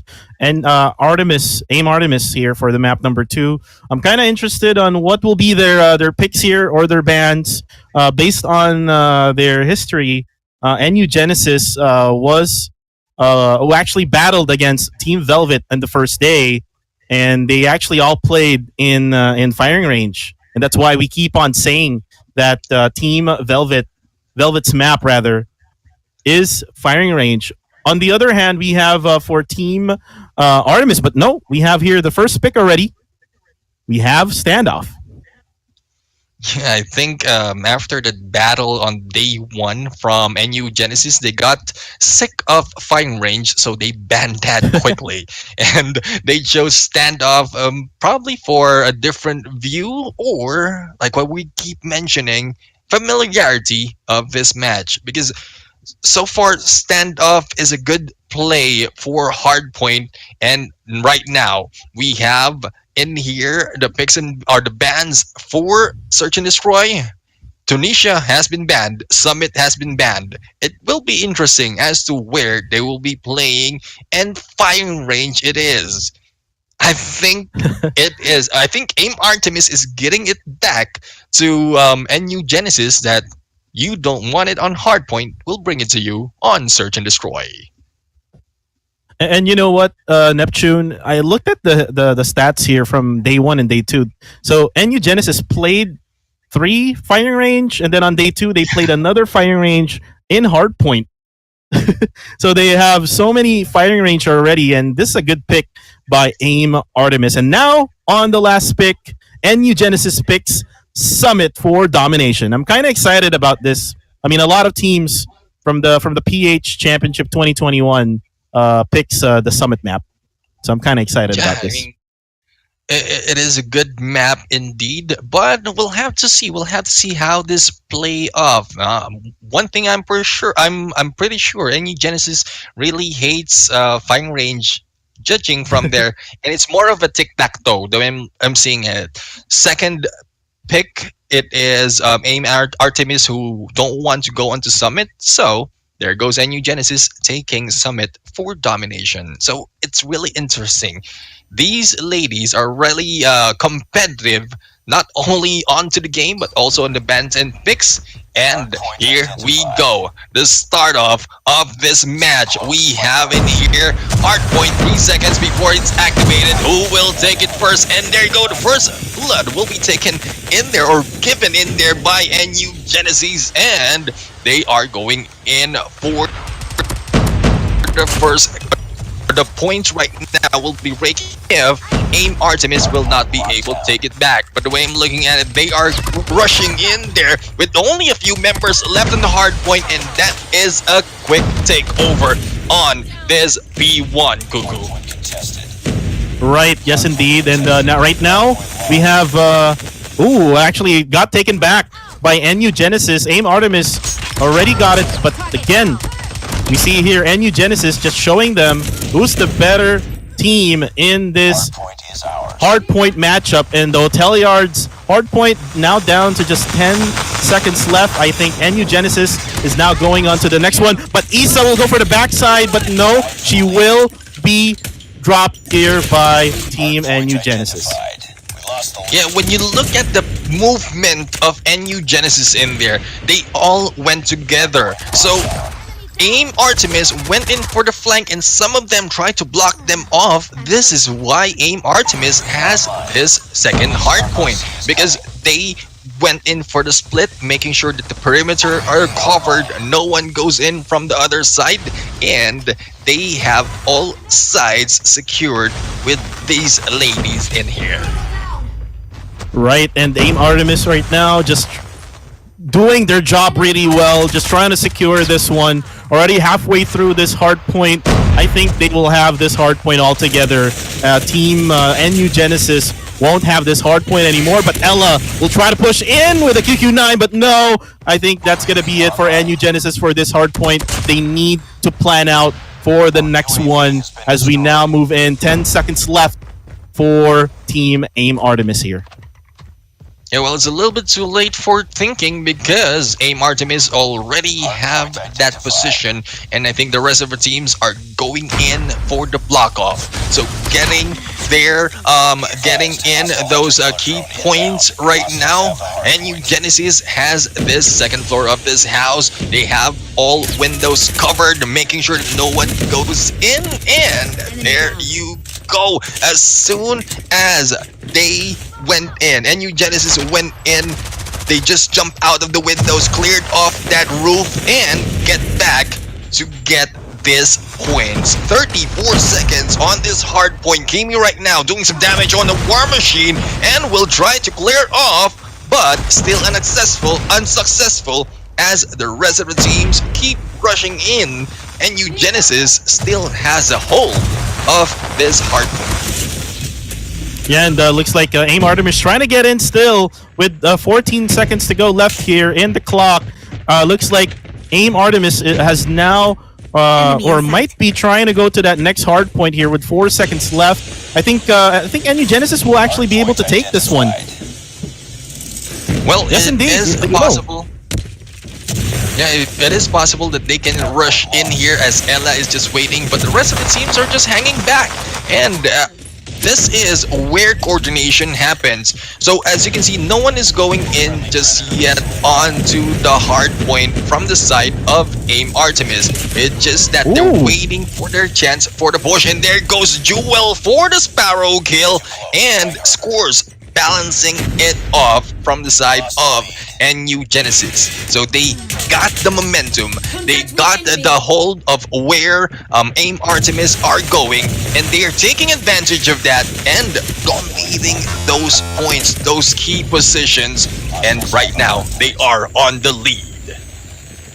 Yes, and before actually that, like earlier in the hard point here in the bakery area, Neptune, if you saw the kill feed, there was a Predator missile that actually killed almost everyone from AIM Artemis, and there was also the Sparrow coming off from one of the players of NU Genesis. And right now, moving on to the hotel yard again, it might be a comeback here, Neptune. All they need to do now, NU Genesis needs to secure this hard point so that they can win this match.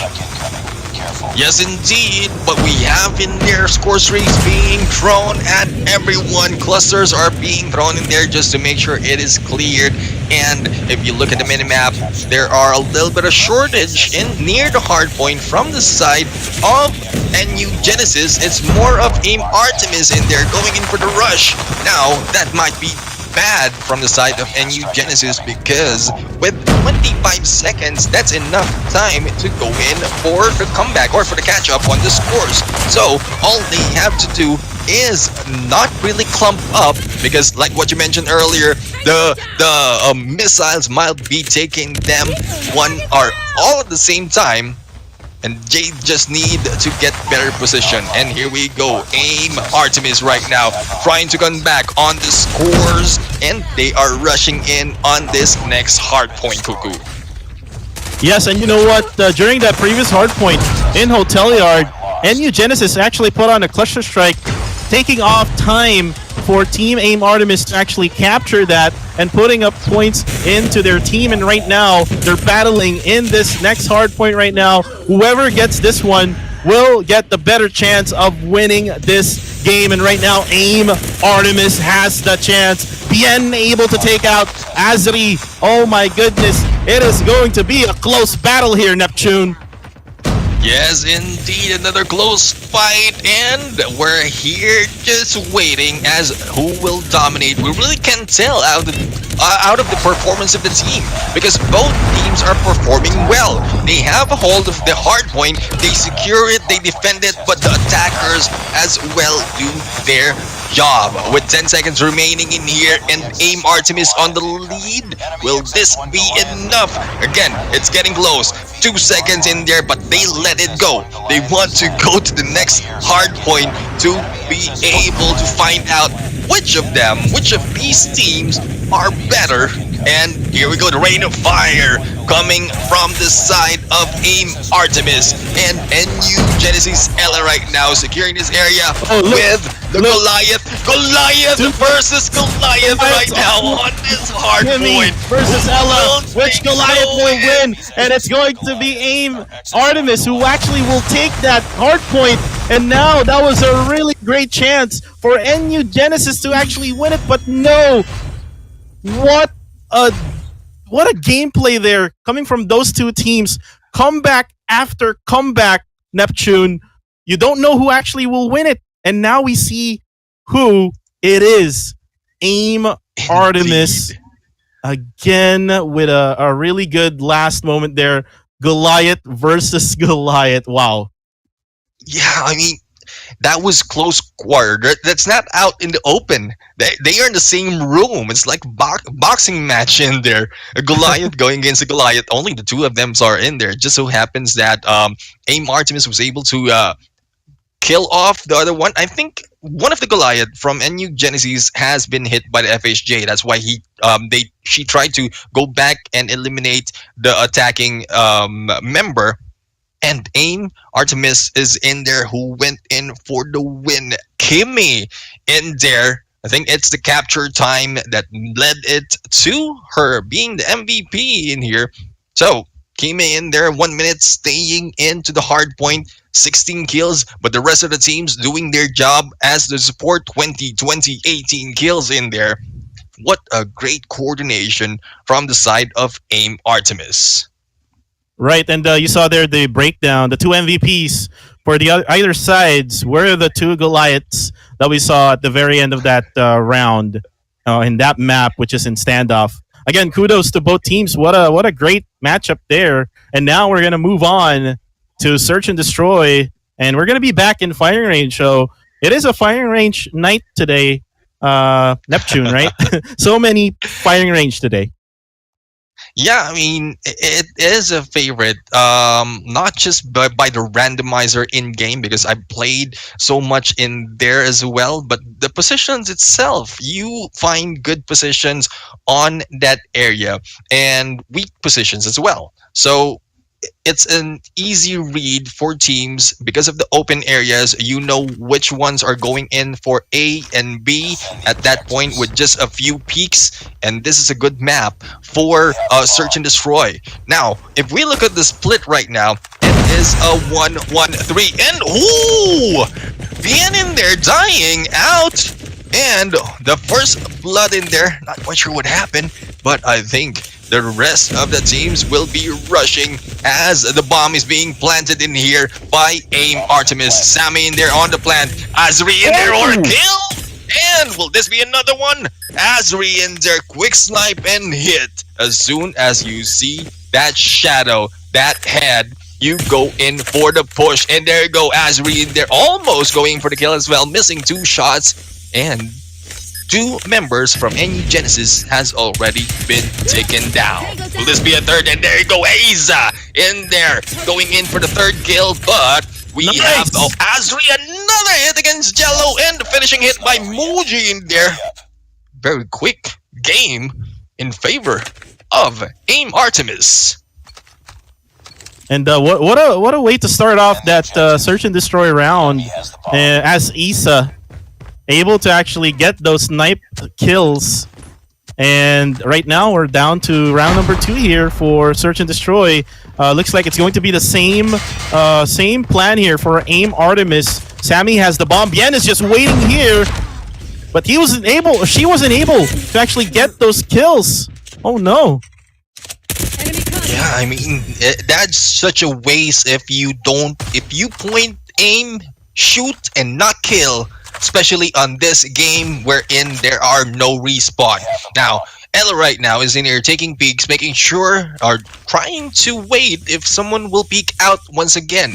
NU Genesis is in here, a little bit of disadvantage on the numbers game. Trophy system has been removed in there by Isa. Now the question is, will NU Genesis go in for the push? Or will they just let AIM Artemis go in for the plant in there? And I think we know the answer. The plant is on. 45 seconds on the clock right now. And Ella slowly moving in together with Jewel. And the hit in there. Isa backing off. Will this be a clutch by the two members of NU Genesis, or will they be eliminated by Aim Artemis? There you go. Isa has been killed. Jewel right now on the flank will try to go in, and Muji will be killed in there. Aim Artemis right now. The attackers will go on a 1v1. Azri not seeing where the enemy is. Ella on the pistol gameplay and the defusal, bouncing it off 1-1 on this game. Get ready for the next round. And as we saw from the first two modes that we got into, Neptune, it is really a close matchup between these two, or actually the first one, which is the hard point. This is the second map, so it is really close between these two. I'm sorry, actually it was Asri who got those sniping kills against Team NU Genesis, and right now pushing in again. Aim Genesis still has the same plan here, going for Bravo site, but I think still NU Genesis still didn't realize this one until maybe later on in the game. So let's see if it's gonna be the same outcome here,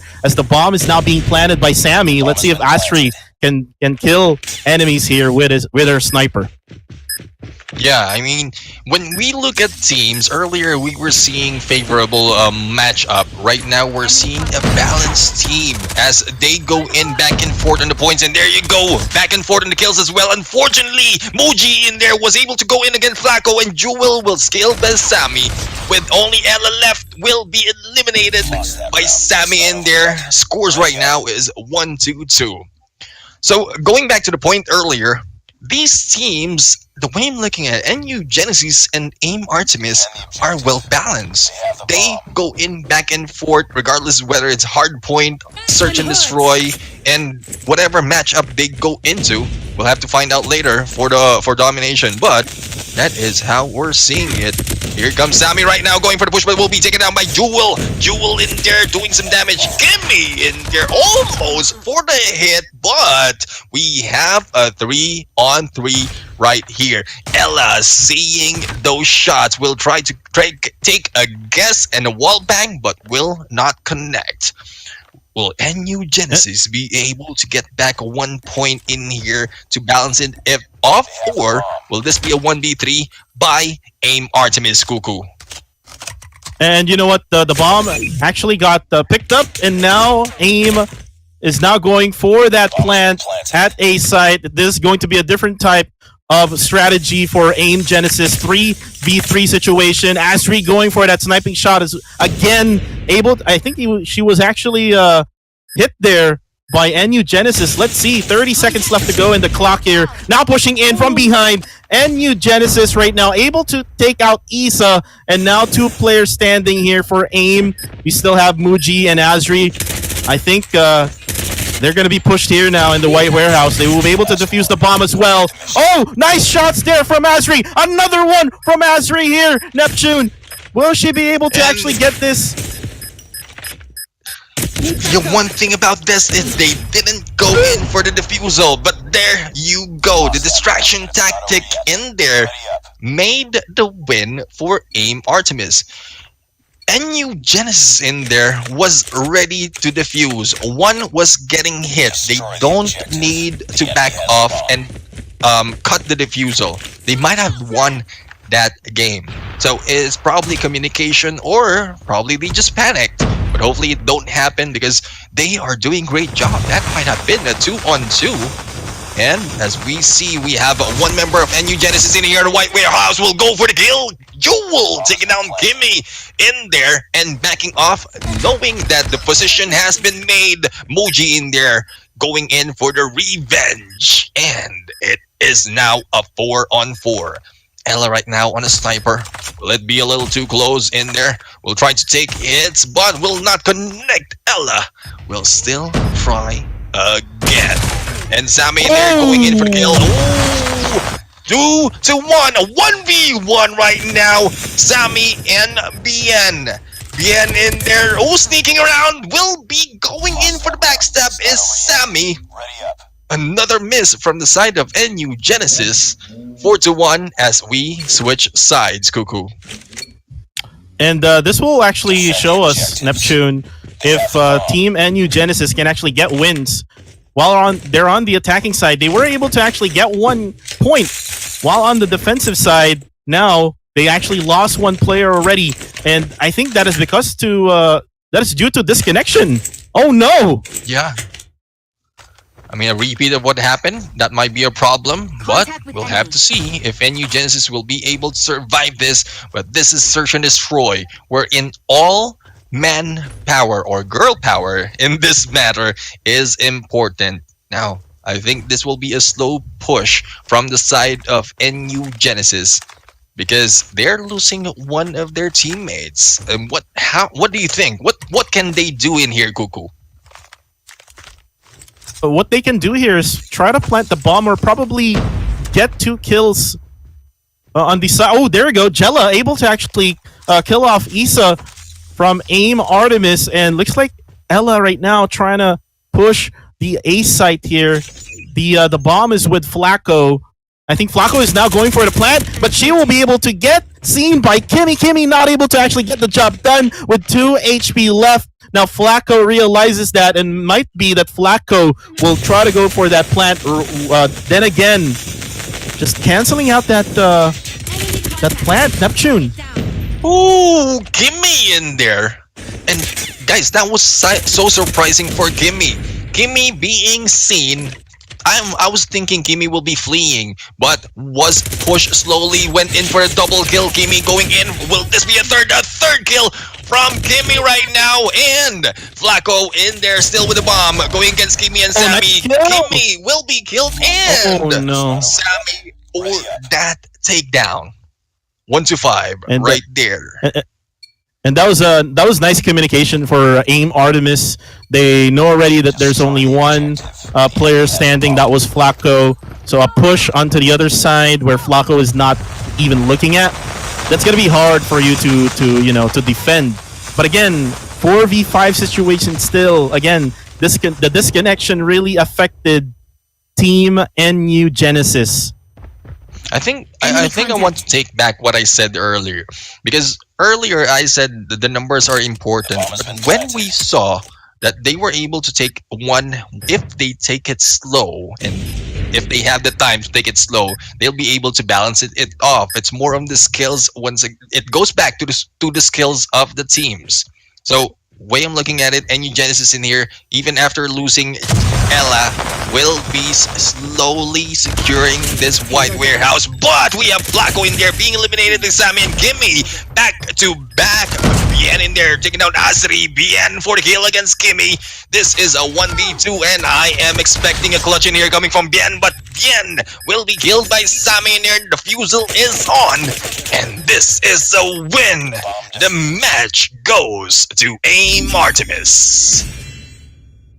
And that was just so unfortunate for NU Genesis, losing 1 player due to disconnection, just right in the middle of the whole Search and Destroy map. Again, really, really unfortunate. It's not like when XDG LXIX losing their player right at the end, wherein they're close to winning. It is the other way around. Yeah. So hopefully, try to fix that connection, or maybe try to reset their apps for their Call of Duty Mobile, so that it will try to refresh everything. So I'm gonna wait on for the next matchup here, which is going to be a domination match. But before we do that, let's go ahead and take a look at Neptune, the post-game breakdown. There you go. And there you go. So Sammy in there taking the MVP of this game. 8 kills, 3 deaths, and 1 assist. And on the other side, we have Ella in there, who did a great job on those push as well with 7 kills. Unfortunately, was killed more often, and probably one of the reasons why they weren't able to go in for another point, plus the fact that one of their teammates got disconnected. Now, if we look at the scores in here for the kills from the side of AIM Artemis, it's a little bit balanced. Issa is in there. I think she was rushing in, getting information. That is why she only had 1 kill and 5 deaths in there. But as a team leader, I think that's one thing that you can do. And as you can see, it paid off. Right now, we have in here 2 points already from the side of AIM Artemis. Will this be a third as we go in on domination in Summit, or will NU Genesis be able to take back 1 point in here to give their team a chance to move up on the leaderboard? Well, let's go ahead and see what will happen here in Summit. And again, it's going to be on a domination game mode. So again, I've seen a lot of this game mode and map itself. Again, it's a Summit map.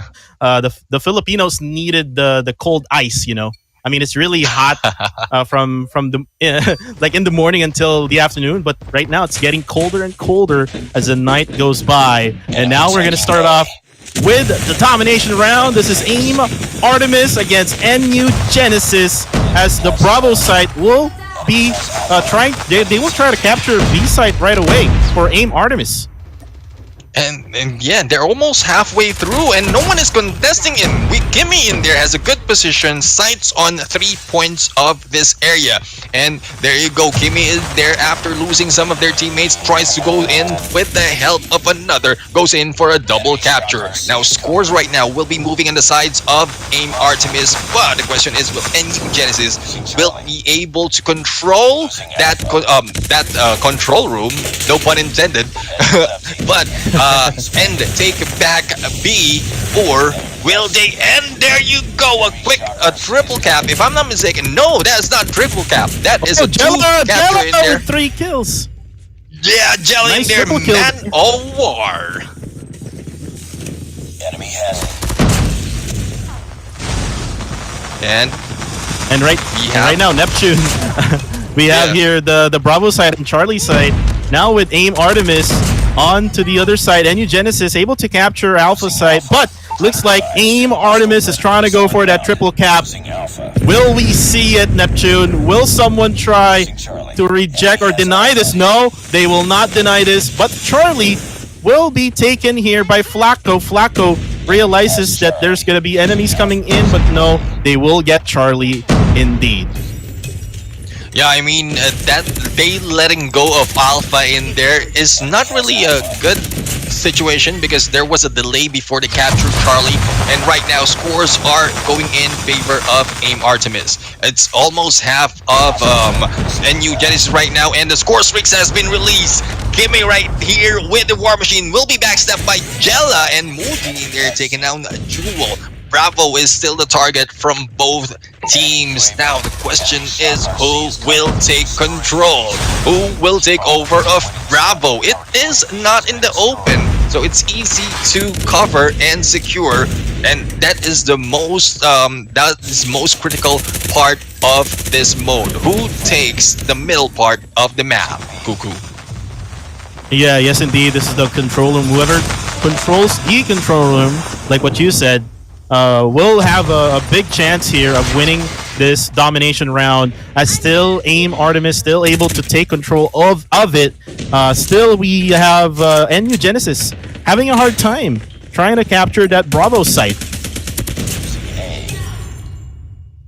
And that ends it for the first half of that match, where we have 75 and 38 in favor of AIM Artemis. So the hold of B is crucial on this game. Hopefully NU Genesis keep that in mind and get those good positions. When we look at AIM, Kimmy to be precise, earlier, she has a good position in there, just that no one was going for the push for Bravo. That's why she let it go. And I think they will be doing the same thing as Bravo is being captured right here. Charlie almost let go. One lady left behind in there to capture Charlie, and almost halfway through on Bravo, 2 members will be in here. Bien trying to contest it, deny them of the capture and take it back, but it is a little bit too late. Ella will try to go against Kimmy with a Sparrow, and here you go. A lot of places in here on the control room where the enemies might be able to take peeks and take kills, and you need to have a view of them all. But here comes the Goliath on the attack. FHJ will not work. Sammy in there taking in Dan and Jewel. Ella taking down Isa in there. And there goes the Goliath being destroyed, Cuckoo. Yeah, the Goliath is now offline for AIM Artemis. However, still for NU Genesis, they are not having a good time in Summit, as still they only have one captured area, which is the Alpha site. So all they need to do now, I mean, Ella has the potential here to actually get or capture Bravo. Now, on the Alpha site, Kimmy trying to distract all the players of Team NU Genesis, and NU Genesis will actually be wiped out at the Alpha site, and now they got a triple capture, and more than likely, Neptune, they will win this one if they won't lose any sites here. Yeah, I mean, what Kimmy did in there is not the capture that was important in there. It's staying alive and continuing the capture, stepping in and out of the point, of the domination point. That was a great tactic, avoiding any gunshots in there, as Charlie is slowly being taken in here. But Sammy, everyone is doing their part to control those areas. We have a Goliath in there in the middle, being controlled on Bravo right now, and we have Muji who's trying to go in back and forth on A and B as well. And with only 7 points in here remaining, I think you called it right, Cuckoo. This might be a win for AIM Artemis at this point, and there you go. There goes 150 to 165. AIM Artemis for the win.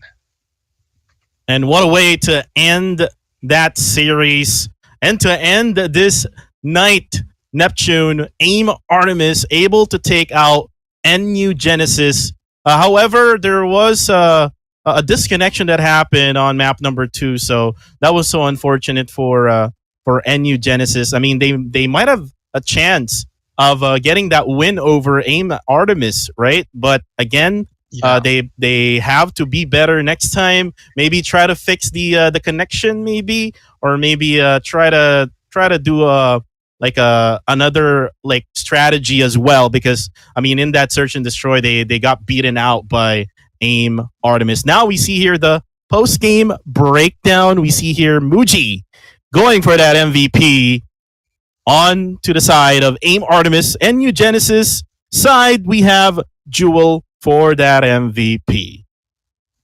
Yeah, I mean, Muji did a great job in there. Multiple kills has been shown in there on the kill feed, coming from Muji, and not to say the Kimmy capture that we've seen earlier. As you can see, there are 8 captures in there from Kimmy. We have Scarlet in there. So objective-wise, they have the objectives, they have the skills to kill, and that is what led AIM Artemis to go for a 3-0. And I'm thinking there won't be a donut in this series after that third round, but right now we're seeing a donut in here being brought by AIM Artemis, given to NU Genesis. Yeah, 3 donuts for tonight. Unfortunately for the other series, they got a 2-1. One of the factors was the disconnection of one of the players. We've seen a lot of disconnections, actually, Neptune, from the Philippine side of the teams. But we are going into the highlights right now. We see here Isa from AIM Artemis trying to kill off the players from NU Genesis. And this is where we thought, I mean, it was a close matchup until the very end that Team AIM Artemis able to actually get the groove, basically, is what I call it. And kudos to that first matchup. It was really close, man. And this is the battle of the Goliaths in there on this room. And there you It was like go. Transformers, you know? Yeah, I mean, well, I watched recently the Matrix, and I was reminded of whatever that is. That looks like the Goliath.